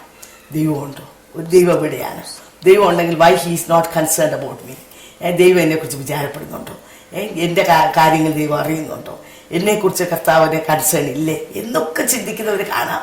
ബട്ട് എനിക്ക് നിങ്ങളോട് പറയാനുള്ള, God is so concerned about. ദൈവം നിങ്ങളെ അറിയുന്നു, നിങ്ങളുടെ ചിന്തകൾ അറിയുന്നു. ദൈവത്തിന്റെ വായത്തിൽ നാം ഇങ്ങനെ വായിക്കുന്നുണ്ട്, നിങ്ങളുടെ ഓരോ നിലവുകളെയും അവൻ ദൂരവേ നിന്ന് ഗ്രഹിക്കുന്നു. നിങ്ങൾ കിടക്കയിൽ കിടന്ന് ഉരുളുന്നത്, നിങ്ങൾ ഉറക്കമില്ലാതെ ദിനരാത്രങ്ങൾ തള്ളിവിടുന്നത്, ഞാൻ എന്ത് ചെയ്യണമെന്ന് ഓർത്ത് ഭാരപ്പെടുന്നത്, ഇതെല്ലാം ദൂരവേ നിന്ന് ഗ്രഹിക്കുന്ന ഒരു ദൈവമുണ്ട്. അല്ലെങ്കിൽ ഒരിക്കലും കുരുവിള മരിക്കുന്നതിന് 1 വർഷം മുമ്പായിരുന്നു. നമ്മുടെ ദിവസങ്ങൾ, നമ്മുടെ ആയുസ് എല്ലാം ദൈവത്തിന് മുമ്പാകെ മറവല്ല. അപ്പൊ നിശ്ചയമായിട്ടും അതുകൊണ്ടായിരിക്കും ആ വർഷം തന്നെ ഈ ലോകത്തിൽ നിന്ന് മാറ്റപ്പെടുന്നതിന് മുമ്പ് തനിക്കൊരു അവസരം കൊടുക്കുവാൻ ദൈവം ആഗ്രഹിച്ചു. അതുകൊണ്ടാണ് തന്നെ ദർശനത്തിൽ കാണിച്ച് കർത്താവ് എന്നോട് പറയുക, തന്നോട് പോയി സുവിശേഷം പറയണമെന്ന്. ഞാൻ പോകുമ്പോൾ അവിടെ കാണുന്ന തൻ്റെ അന്നിൽ നിന്ന് കേൾക്കുന്ന ഇതാണ്, ഒരു ദൈവമുണ്ടോ, ദൈവം ഉണ്ടെങ്കിൽ ദൈവം എന്തുകൊണ്ടാണ് എന്നെക്കുറിച്ച് വിചാരപ്പെടാത്തത്? അപ്പൊ തന്നോട് എനിക്ക് പറയാൻ കഴിഞ്ഞ ആ കാര്യമാണ് ഞാൻ പ്രേക്ഷകരോട് പറയുന്നത്. നിങ്ങളെക്കുറിച്ച് വിചാരമുള്ളൊരു ദൈവമുണ്ട്. നിങ്ങളുടെ ഈ ഉറക്കമില്ലാത്തതിൻ്റെ രാത്രി അവൻ കാണുന്നുണ്ട്, നിങ്ങളുടെ ഹൃദയത്തിൻ്റെ വേദന അവൻ അറിയുന്നുണ്ട്. നിങ്ങളെക്കുറിച്ച് വിചാരമുള്ള ദൈവം, നിങ്ങളെ കരുതുന്ന ദൈവം, നിങ്ങളെ നടത്തുവാൻ ആഗ്രഹിക്കുന്ന ദൈവം, നിങ്ങളെക്കുറിച്ച് ദൈവം ആഗ്രഹിക്കുന്ന മറ്റൊന്നുമല്ല, നിങ്ങളെ സമ്പൂർണ്ണമായ അവൻ്റെ കരങ്ങളിൽ ഏൽപ്പിച്ചു കൊടുക്കുമോ? നിശ്ചയമായും അന്ന് കുർലയോട് സംസാരിച്ചപ്പോൾ അന്ന് രാത്രികാലം അമ്മ ഓർക്കുന്നുണ്ടല്ലോ, യേശുവിന് വേണ്ടി ഹൃദയം കൊടുത്ത് പ്രാർത്ഥിച്ചു അല്ലേ? യേശുവിനെ ഹൃദയത്തിലേക്ക് താൻ സ്വീകരിച്ചു, തന്നെ പുതിയ സൃഷ്ടിയായി തീർന്നു. അങ്ങനെ നമ്മുടെ ജീവിതങ്ങളിൽ താൻ ചില മാസങ്ങൾ കഴിഞ്ഞപ്പോൾ ഈ ലോകത്തിൽ നിന്ന് മാറ്റപ്പെട്ടു. എന്നാൽ ഇന്ന് ആശ്വാസത്തോടെ സമാധാനത്തോടെ ചിന്തിക്കാൻ കഴിയുന്ന ഒരു കാര്യം, ഇന്ന് താൻ സ്വർഗരാജ്യത്തിലുണ്ട്. അങ്ങനെയാണെങ്കിൽ ഓരോ വ്യക്തികൾക്കും ദൈവം അവസരം നൽകുന്നുണ്ട്. ഇപ്പൊ ഞങ്ങളെ കേൾക്കുന്ന പ്രിയപ്പെട്ടവരെ, നിങ്ങൾക്ക് ദൈവം തരുന്ന ഒരു അവസരമായിരിക്കാം ഈ നിങ്ങൾ ശ്രമിച്ചുകൊണ്ടിരിക്കുന്നത്. വേറെ ഒന്നും കുറിൽ അന്ന് ചെയ്തില്ല. യേശുവേ, നീ എൻ്റെ ഹൃദയത്തിൽ വരണമേ, ഞാനൊരു പാപിയാണ്, കർത്താവേ എനിക്ക് വേണ്ടി ചൊല്ലിയ നിന്റെ രക്തത്താൽ നീ എന്നെ കഴിയണമേ, എന്നെ ഒരു പുതിയ സൃഷ്ടിയാക്കി തീർക്കണമേ എന്ന് താൻ പ്രാർത്ഥിച്ചു. യേശു തൻ്റെ ഹൃദയത്തിലേക്ക് കടന്നു വന്നു. അതുകൊണ്ട് ഇത് വലിയ ആശ്വാസമുണ്ട്. താന് ഈ ലോകത്തിൽ വളരെ ഉന്നത പദവിയിലിരുന്ന ആളാണ്, വലിയ നല്ല സാലറി, എല്ലാ സൗഭാഗ്യങ്ങളും ലോകത്തിലുണ്ടായിരുന്നു. എന്നാൽ നമ്മുടെ ഈ സൗഭാഗ്യങ്ങൾക്കോ പണത്തിനോ വിദ്യാഭ്യാസത്തിനോ ഒന്നും നമുക്ക് നൽകിത്തരാൻ വയ്യാത്ത സമാധാനവും സന്തോഷവുമാണ് ക്രിസ്തു യേശുവിൽ കൂടെ ലഭിക്കുന്നത്. അത് മാത്രമല്ല, ഈ ലോക ജീവിതം അവസാനിക്കുമ്പോൾ ഈ ലോകത്തിലെ ധനവും മാനവും സമ്പത്തും വിദ്യാഭ്യാസവും എല്ലാം ഒരു വലിയ പൂജ്യമായി അവസാനിക്കും. എന്നാൽ സ്വർഗരാജ്യത്തിൽ ചെന്നെത്തുവാൻ അതിൽ നമ്മളെ പ്രാപ്തമാക്കുന്നത് നമ്മുടെ ജീവിതങ്ങളെ യേശുവിലേക്ക് സമർപ്പിക്കുമ്പോൾ മാത്രമാണ്. ഇനി നമ്മൾ പറഞ്ഞാട്ടെ. പ്രിയപ്പെട്ടവൻ മാറ്റപ്പെട്ടു. അതിനുശേഷം ഞങ്ങളുടെ കസിൻസ് കുറച്ച് ഈ പള്ളിയിലേക്കുള്ള കൂട്ടായ്മകൾ ഒക്കെ പോകുന്നുണ്ടായിരുന്നു. അപ്പോൾ എൻ്റെ ഒരു കസിൻ വന്ന് എന്നെ വിളിച്ചു, നീ ഇങ്ങനെ ഇരുന്നാൽ പറ്റത്തില്ല, വാ നമുക്ക് പ്രാർത്ഥനയ്ക്കൊക്കെ പോകാം, വെറുതെ വീട്ടിലിരുന്ന് വിഷമിക്കരുത് എന്ന് പറഞ്ഞ് എൻ്റെ ഭർത്താവിൻ്റെ ഒരു കസിൻ ബ്രദറിൻ്റെ ഭാര്യ പുള്ളിക്കാരത്തി വിളിച്ചു കൊണ്ടുപോയി ഞങ്ങൾ ആ പ്രാർത്ഥന അറ്റൻഡ് ചെയ്തു. ഞാൻ കൃപയാൽ ആ പ്രാർത്ഥനയ്ക്ക് വരുന്ന പ്രാസംഗികരെല്ലാം തന്നെ വേർപെട്ട ആരാധനയെക്കുറിച്ചും വചനത്തിന്റെ മർമ്മങ്ങളെക്കുറിച്ചും ആഴമായി നമ്മളൊന്നും കേട്ടിട്ട് പോലുമില്ല, അന്ന് കേട്ടിട്ടുമില്ല ഗ്രഹിച്ചിട്ടും ഇല്ലാത്ത കാര്യങ്ങളൊക്കെയും സംസാരിക്കുന്നത് കേട്ട് എല്ലാം നോട്ട്സ് എഴുതുന്ന ഒരു പ്രകൃതം എനിക്കുണ്ടായിരുന്നു. എല്ലാം നോട്ട്സ് എഴുതും, പിന്നീട് അത് വീട്ടിൽ വന്ന് ശരിക്ക് എൻ്റെ ഡയറിയിൽ എഴുതും, പിന്നീട് അത് വായിച്ചുകൊണ്ടിരിക്കും. പിന്നീട് അമ്മണി പടിപ്പടി ആത്മീയമായിട്ട് വളർന്നു. അതായത് എവിടെ ഒരു കൂട്ടായ്മ ഉണ്ടെങ്കിലും എനിക്ക് പോകാൻ പറ്റുന്ന സമയത്ത്, കുഞ്ഞുങ്ങളെ സ്കൂളിൽ വിട്ടിട്ട് അവർ വരുന്നതിന് മുമ്പ് തിരിച്ചു വരാൻ പറ്റുന്ന സമയത്താണെങ്കിൽ ഞാൻ അവിടെ എല്ലാം പോകും. ഉള്ള കൺവെൻഷൻ എല്ലാം പോകുമായിരുന്നു. അവിടെ അടുത്തൊക്കെ അന്ന് ഒരുപാട് കൺവെൻഷൻ നടക്കുന്നുണ്ടായിരുന്നു മലയിൽ, അവിടെ എവിടെയൊക്കെ ആയിട്ട്. അപ്പോൾ ആ കൺവെൻഷൻ എല്ലാം പോകും, വചനം കേൾക്കുന്ന വചനം എഴുതിയെടുത്തോണ്ട് വരും. എഴുതിയെടുത്തോണ്ട് വന്നിട്ട് ബൈബിൾ വെച്ചിട്ട് അതൊന്നുകൂടെ പഠിക്കും. അങ്ങനെ ഒരു സ്വഭാവം ഉണ്ടായിരുന്നു. അങ്ങനെ പഠിച്ചു വന്നപ്പം സ്നാനപ്പെടണമെന്നായി. സ്നാനപ്പെടാൻ വേണ്ടി പ്രാർത്ഥിച്ചു. ഒരാഴ്ച പ്രാർത്ഥിച്ചു കഴിഞ്ഞപ്പം കർത്താവ് ഒരു പെണ്ണിന്റെ രൂപത്തിൽ വന്ന് എന്നോട് സംസാരിച്ചു. അതായത് ഞാൻ 4ാം ക്ലാസ്സിൽ പഠിച്ചുകൊണ്ടിരുന്ന ആ സ്കൂൾ, പെരുമ്പാവൂരിലുള്ള ആ സ്കൂളിന്റെ വരാന്തയിൽ ഞാനിങ്ങനെ നടന്നു പോകുമ്പം ഒരു ക്ലാസ് നടക്കുന്നു. ആ ക്ലാസ്സിലിരിക്കുന്ന ഒരു കുട്ടി എണീറ്റ് തലയിലും സാരിയൊക്കെ ഇട്ട് എണീറ്റ് നിന്നുകൊണ്ട് പറയുന്ന ഭാഗം, അവളെ പറയുന്ന ഭാഗത്ത് വരികയും ഞാൻ ആ ഡോറിൻ്റെ ഇടായി അവരുടെ. അവൾ ഇങ്ങനെയാ പറയുന്നത്, കർത്താവേ, സ്നാനം സത്യമാണെന്നും അത് ഞങ്ങൾക്ക് ആവശ്യമാണെന്നും നീ ഞങ്ങളെ അറിയിച്ചിരിക്കാൻ സ്തോത്രം. പെട്ടെന്ന് ഞാൻ കണ്ണു തുറന്നു. കുട്ടി അത്രയും പറഞ്ഞു, ഞാൻ കണ്ണു തുറന്നു. ഇപ്പോഴും എൻ്റെ ഞാനിത് പറയുമ്പോൾ ആ സീൻ എൻ്റെ മുമ്പിലുണ്ട്. കണ്ണു തുറന്ന് ഞാൻ വേഗം മുട്ടുകുത്തി സ്നാനത്തിന് വേണ്ടി എന്നെ തന്നെ സമർപ്പിച്ചു. ഇനി ഇതൊരു ചെയ്യാൻ എനിക്ക് കൃപ തരണം. എൻ്റെ പിള്ളേരെ എനിക്ക് പേടിയാ, എൻ്റെ വീട്ടുകാരെ പേടിയാ, എല്ലാവരെയും നാട്ടുകാരെയും പേടിയാ. അതുകൊണ്ട് കർത്താവേ, നീ ഇതെങ്ങനെങ്കിലും എന്നെ വെള്ളത്തിലിറക്കണം. അങ്ങനെ 1 വർഷം പ്രാർത്ഥിച്ചു. സ്നാനപ്പെടാൻ സാധിച്ചില്ല. പിന്നെ ഞാൻ പ്രാർത്ഥിച്ചു, ഞാൻ സ്നാനപ്പെടാതെ കർത്താവേ നീ വരല്ല്. അങ്ങനെ അങ്ങ് പ്രാർത്ഥിച്ചു. അത് കഴിഞ്ഞ് ധൈര്യം കിട്ടാനാ. അത് കഴിഞ്ഞ് പിന്നെ ഞങ്ങള് 3 പേര് ഒരുമിച്ച് പോയി വളഞ്ഞാട്ടത്ത് KC കൊണ്ടുപോയിക്കില്ല, സ്നാനപ്പെട്ടു. ആരും അറിയാതെ സ്നാനപ്പെട്ട് കഴിഞ്ഞിട്ട് ഒരു ചെറിയൊരു മാലയും ചെറിയ 2 കമ്മലും മാത്രം ഇട്ടുകൊണ്ട് നടന്ന മോതിരം വള എല്ലാം ഊരി കളഞ്ഞു.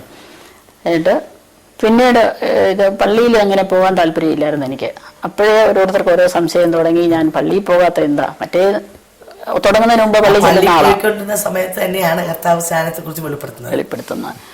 അപ്പൊ പള്ളിയിൽ പോകാത്ത എന്താ, ഇവള് എന്നും സ്ട്രിക്റ്റ് ആയിട്ട് നേരത്തെ തന്നെ പള്ളിയിൽ പോകുന്ന ആള് എന്താ പോകാത്തതെന്നുള്ള ഒരു ഇതുണ്ടായിരുന്നു മനുഷ്യർക്ക്. പക്ഷെ എനിക്ക് അതിനൊക്കെ ഒട്ടും ഭാരം തോന്നിയില്ല. കാരണം കർത്താവ് എന്നെ വിടിവിച്ചു, സന്തോഷത്തിലാക്കി, കർത്താവിന്റെ രാജ്യത്തിലാക്കി. ഇനിയിപ്പോ പിന്നെ എനിക്ക് എന്നാ പേടിക്കാനാ, പിന്നെ എന്റെ പിള്ളേരുടെ കാര്യം അത് കർത്താവ് നോക്കും. അങ്ങനെയുള്ളൊരു ധൈര്യം എനിക്ക് വന്നു.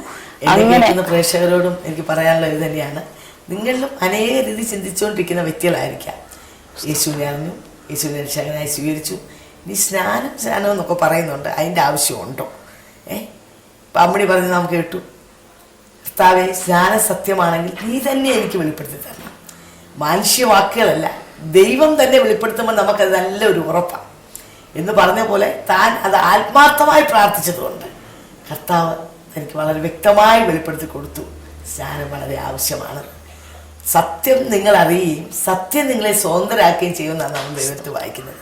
നിശ്ചയമായിട്ടും താൻ ആത്മാർത്ഥമായിട്ട് ഹൃദയത്തിൻ്റെ ആഴത്തിൽ നിന്ന് ദൈവത്തോട് ചോദിച്ചപ്പോൾ ദൈവം അത് വെളിപ്പെടുത്തി കൊടുത്തുവെങ്കിൽ ദൈവത്തിൻ്റെ വചനത്തിൽ അവൾ വളരെ വ്യക്തമായിട്ട് എഴുതിയിരിക്കുകയാണ്. എന്നെ സ്നേഹിക്കുന്നു പറയുകയും എൻ്റെ കൽപ്പന അനുസരിക്കാതിരിക്കുകയും ചെയ്യുന്നതിന് കള്ളനാണ് എന്ന് പോലും നാം വായിക്കുന്നുണ്ട്. അത് സ്നാനമെന്ന് പറയുമ്പോൾ അത് യേശുക്രിസ്തു ചെയ്ത് കാണിച്ചു, മാതൃക കാണിച്ചു തന്നതാണ്. ഏതൊരു കാര്യവും നമ്മൾ ചെയ്യണമെങ്കിൽ ഒന്നാമത് പിതാവാം ദൈവത്തിൻ്റെ ആലോചനയായിരിക്കണം, യേശുക്രിസ്തു പറഞ്ഞ കാര്യമായിരിക്കണം, ശിഷ്യന്മാർ അനുവർത്തിച്ച കാര്യമായിരിക്കണം. നമ്മൾ ലൂക്കോസിന്റെ സുവിശേഷം 7-ാം അധ്യായത്തിൽ ഇങ്ങനെ വായിക്കുന്നുണ്ട്, പരീശന്മാരും ന്യായശാസ്ത്രിമാരും സ്നാനം ഏൽക്കാതെ ദൈവത്തിൻ്റെ ആലോചന തള്ളിക്കളഞ്ഞു, വ്യക്തമാക്കി കളഞ്ഞു. അപ്പം നിശ്ചയമായും ഇത് ദൈവത്തിൻ്റെ ആലോചനയാണ്. പിന്നീട് യേശു തൻ്റെ അന്ത്യകൽപ്പന എന്ന് പറഞ്ഞാൽ ദ ഗ്രേറ്റ് കമാൻഡ്മെന്റ് കമ്മീഷൻ, അതിൽ കർത്താവ് പറഞ്ഞത് നിങ്ങൾ ഭൂമിയുടെ അറ്റത്തോളം പോയി സുവിശേഷം അറിയിക്കുകയും മാനസാന്തരപ്പെടുന്നവരെ പിതാവിൻ്റെയും പുത്രൻ്റെയും പരിശുദ്ധാത്മാവിൻ്റെയും നാമത്തിൽ സ്നാനം കഴിപ്പിച്ച് ശിഷ്യരാക്കണമെന്ന്. അപ്പോൾ യേശു പറഞ്ഞ കാര്യമാണ്. ശിഷ്യന്മാരുടെ കാര്യത്തിൽ നമ്മൾ നോക്കുമ്പോൾ എവിടെയെല്ലാം ശിഷ്യന്മാർ പോയി പ്രസംഗിച്ചു, അവർ മാനസാന്തരപ്പെട്ട മാത്രമേ കാരാഗ്രഹ പ്രമാണം കുടുംബം രക്ഷിക്കപ്പെട്ടു. പൗലോസ് അവരെ സ്നാനപ്പെടുത്തി. ഒരു ലുദിയ യേശുവിനെ രക്ഷകനായി സ്വീകരിച്ചു, അവളെ സ്നാനപ്പെടുത്തി. പത്രോസ് പ്രസംഗിച്ചു, 3000 പേര് മാനസാന്തരപ്പെട്ടു, അപ്പോൾ തന്നെ അവരെ സ്നാനപ്പെടുത്തി. അങ്ങനെ വളരെ ക്ലിയർ ആയിട്ട് ദൈവം എഴുതിയിരിക്കുന്ന കാര്യമാണ്. എങ്കിൽ പോലും അമ്മണി കർത്താവെ നീ എന്നോട് സംസാരിക്കണമേ എന്ന് പറഞ്ഞപ്പോൾ ദൈവം വളരെ വ്യക്തമായിട്ട് തന്നോട് സംസാരിച്ചു. താൻ ചോദ്യം ചെയ്യാതെ താൻ അനുസരിക്കുകയും ചെയ്തു. അതിനുശേഷം ഒത്തിരി ഞാൻ വേർപെടണം വേണോ വേണ്ടിയോ എന്നിങ്ങനെ പിന്നെയും ചിന്തിച്ചുകൊണ്ടിരുന്നു. എനിക്കറിയാം സാത്താൻ എനിക്ക് കൊണ്ടുവരുന്നതാണെന്ന്. എന്നാലും സ്നാനപ്പെട്ടു, അത് ആ ബൈബിളിലുണ്ട്, അത് ഞാൻ ചെയ്തല്ലോ.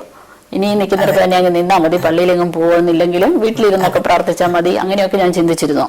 പക്ഷേ ഒരു ദിവസം രാത്രിയിൽ ദൈവത്തിൻ്റെ ആത്മാവിനോട് ഇടപെട്ടു. അതായത് ആത്മാവിനെ അനുസരിച്ച് നടക്കുന്നെങ്കിൽ നീ ജീവിക്കും, ജഡത്തെ അനുസരിച്ച് ജീവിച്ചാൽ നീ മരിക്കും നിശ്ചയം. ആ വാക്യം എന്നോട് ഇങ്ങനെ സംസാരിച്ചത് നീ റോമാലേഖനം 8-ാം അധ്യായം 12-ാം വാക്യം എടുത്ത് വായിക്കുന്നു. അങ്ങനെ പറഞ്ഞ് ഞാൻ പെട്ടെന്ന് ആ വാക്യം എടുത്ത് വായിച്ചു. ഉണർന്നു കഴിഞ്ഞിട്ട് പെട്ടെന്ന് എൻ്റെ അടുത്ത് ബൈബിൾ വെച്ചുകൊണ്ടാണ് കിടക്കുന്നത്. ആ ബൈബിൾ എടുത്ത് വായിച്ചു എനിക്ക് മനസ്സിലായി. ഉടനെ മുട്ടുകുത്തി കർത്താവിന് വേണ്ടി വേപടാൻ സമർപ്പിച്ചു.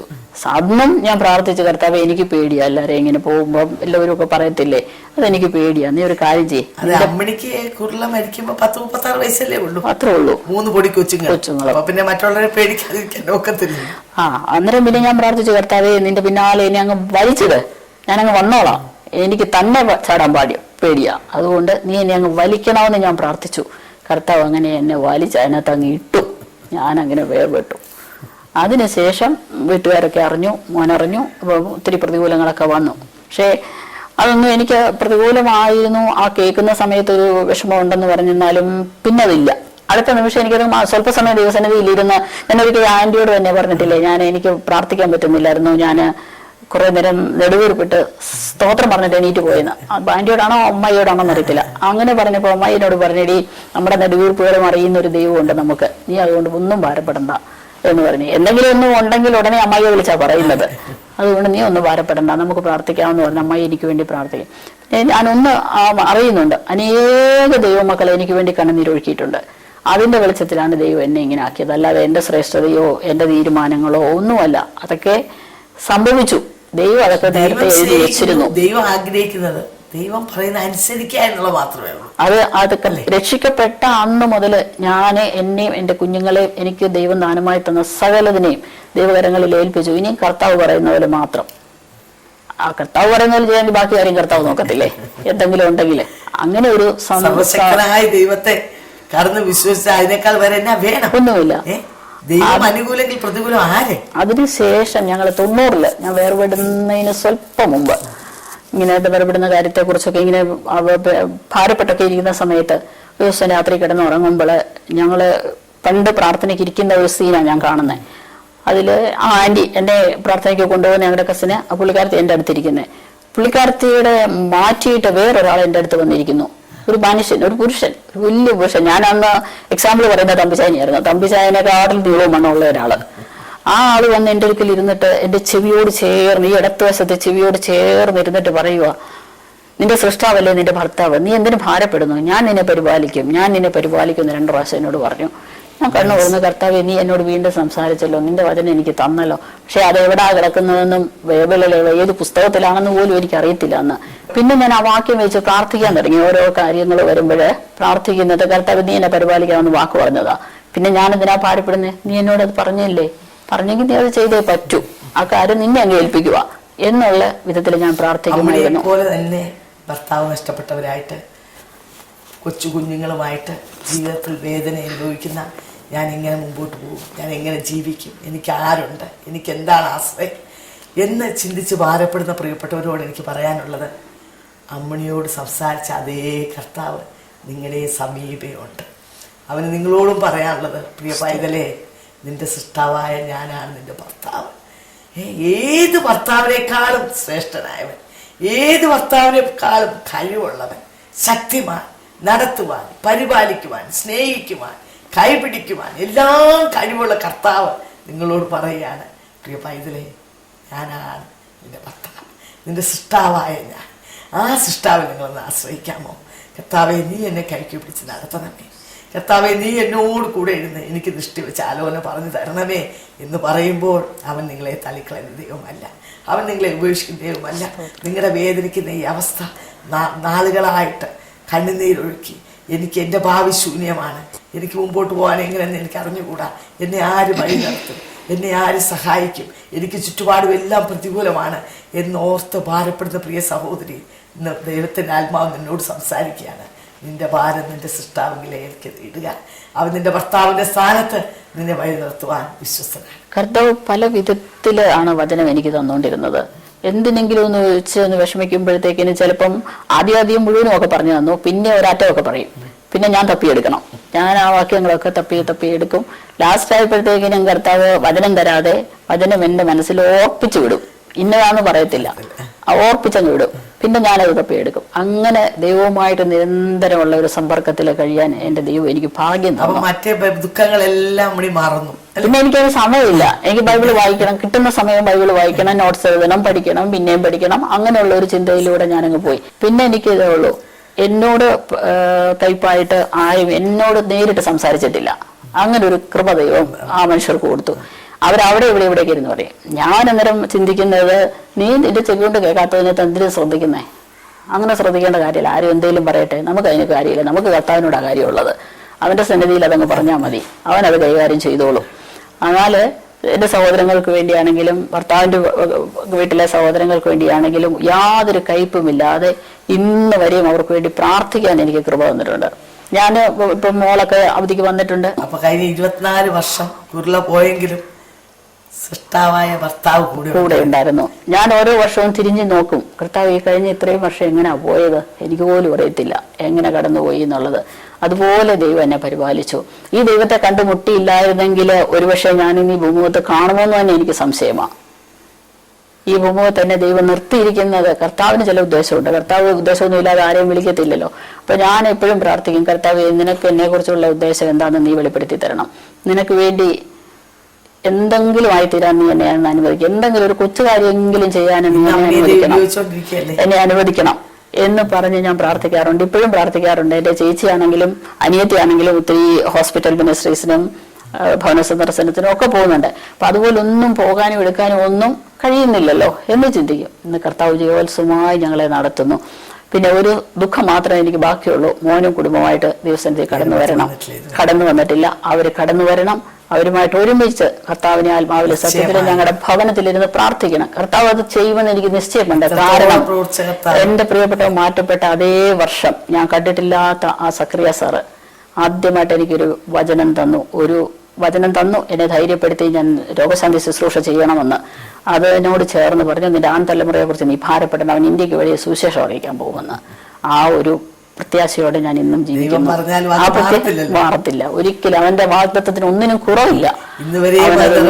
പിന്നെ സമയങ്ങൾ ഇങ്ങനെ ദീർഘിച്ചു പോകുമ്പോ എന്നെ ശുദ്ധീകരിക്കാനാണെന്ന് ഞാൻ ചിന്തിക്കുന്നു, ദീർഘിച്ചു പോകുന്നത്. അല്ലെങ്കിൽ എനിക്ക് പിന്നൊന്നും വിഷയമില്ലല്ലോ. അതുകൊണ്ട് ഞാനിങ്ങനെ ദൈവത്തിൽ സന്തോഷിച്ച് ഓരോ ദിവസവും നടന്നു സന്തോഷമായിട്ട് ജീവിക്കുന്നു. എൻ്റെ പ്രിയ പ്രേക്ഷകരോട് എനിക്ക് പറയാനുള്ള ഇതാണ്, അമ്മയുടെ അനുഭവത്തിൽ നിന്ന് ഏത് വേദനയിൽ കൂടെ ഒരു സ്ത്രീയുടെ ജീവിതത്തിൽ ഭർത്താവ് യവനപ്രായത്തിൽ തനിക്ക് ബ്രെയിൻ ട്യൂമറായിരുന്നു, വേർപെട്ടു പോയി. അത് ഏറ്റവും വേദനാജനകമായ അവസ്ഥയാണ്. 3 കൊച്ചു കുഞ്ഞുങ്ങൾ. എന്നാൽ അതിൻ്റെ മധ്യത്തിൽ സന്തോഷത്തോടെ ജീവിക്കുവാൻ തനിക്ക് കഴിഞ്ഞു. അതെങ്ങനെ പറ്റും? നമുക്ക് പലർക്കും അത് ചിന്തിക്കാൻ കഴിയാത്തൊരു കാര്യമാണ്. എന്നാൽ സൃഷ്ടാവായ കർത്താവ് ഭർത്താവായിട്ട് കൂടെ ഉണ്ടെങ്കിൽ അവൻ നമ്മുടെ കുഞ്ഞുങ്ങളുടെ കാര്യങ്ങൾക്കും നമ്മുടെ കുടുംബത്തിൻ്റെ കാര്യങ്ങൾക്കും നമ്മുടെ ചെറുതും വലുതുമായ എല്ലാ ആവശ്യങ്ങൾക്കും അവൻ മതിയായവനാണ്. പക്ഷേ ആ കർത്താവ് ഭർത്താവിൻ്റെ സ്ഥാനത്ത് വന്നത് എങ്ങനെയാണെന്ന് ചോദിച്ചാൽ, താൻ തൻ്റെ ജീവിതത്തെ സമ്പൂർണ്ണമായി അവന് വേണ്ടി ഏൽപ്പിച്ചു കൊടുത്തു. ദൈവത്തിന് ഇഷ്ടം ചെയ്യുവാൻ, ദൈവത്തിൻ്റെ കൽപ്പന പ്രമാണിക്കുവാൻ ഓരോ സ്റ്റെപ്പ് മുമ്പോട്ട് പോകുമ്പോഴും ദൈവം തനിക്ക് തൻ്റെ ആലോചന നൽകുകയും ചോദ്യം ചെയ്യാതെ, പ്രശ്നങ്ങളോ പ്രതികൂലങ്ങളോ ചുറ്റുപാടുകളെയോ ഒന്നും വകവയ്ക്കാതെ, എല്ലാറ്റിനേക്കാൾ ഉപരിയായി കർത്താവിനെ സ്നേഹിച്ചുകൊണ്ട്, യേശുവിൻ്റെ കൽപ്പന പ്രമാണിച്ചുകൊണ്ട്, യേശുവിനെ തന്നെ മുൻനിർത്തിക്കൊണ്ട് മുമ്പോട്ട് പോകാൻ തനിക്കിടയായതാണ് തൻ്റെ ജീവിതത്തിലെ ഏറ്റവും വലിയ ഭാഗ്യം. അങ്ങനെയാണ് എനിക്ക് നിങ്ങളോട് പറയാനുള്ളത്. മറ്റെല്ലാം മറന്ന് യേശുവിൻ്റെ കൽപ്പന പ്രമാണിച്ച്, യേശുവിനെ സ്നേഹിച്ച്, അവൻ പറയുന്ന പാന്താവിൽ മുമ്പോട്ട് പോകുമെങ്കിൽ നിങ്ങളുടെ കുഞ്ഞുങ്ങൾക്കും നിങ്ങളുടെ കുടുംബത്തിനും നിങ്ങളുടെ എല്ലാ കാര്യങ്ങൾക്കും കർത്താവ് മതിയായവനാണ്. അമ്മയെപ്പോലൊരു സന്തോഷകരമായ ജീവിതം നയിക്കാൻ കർത്താവ് നിങ്ങളെയും സഹായിക്കും.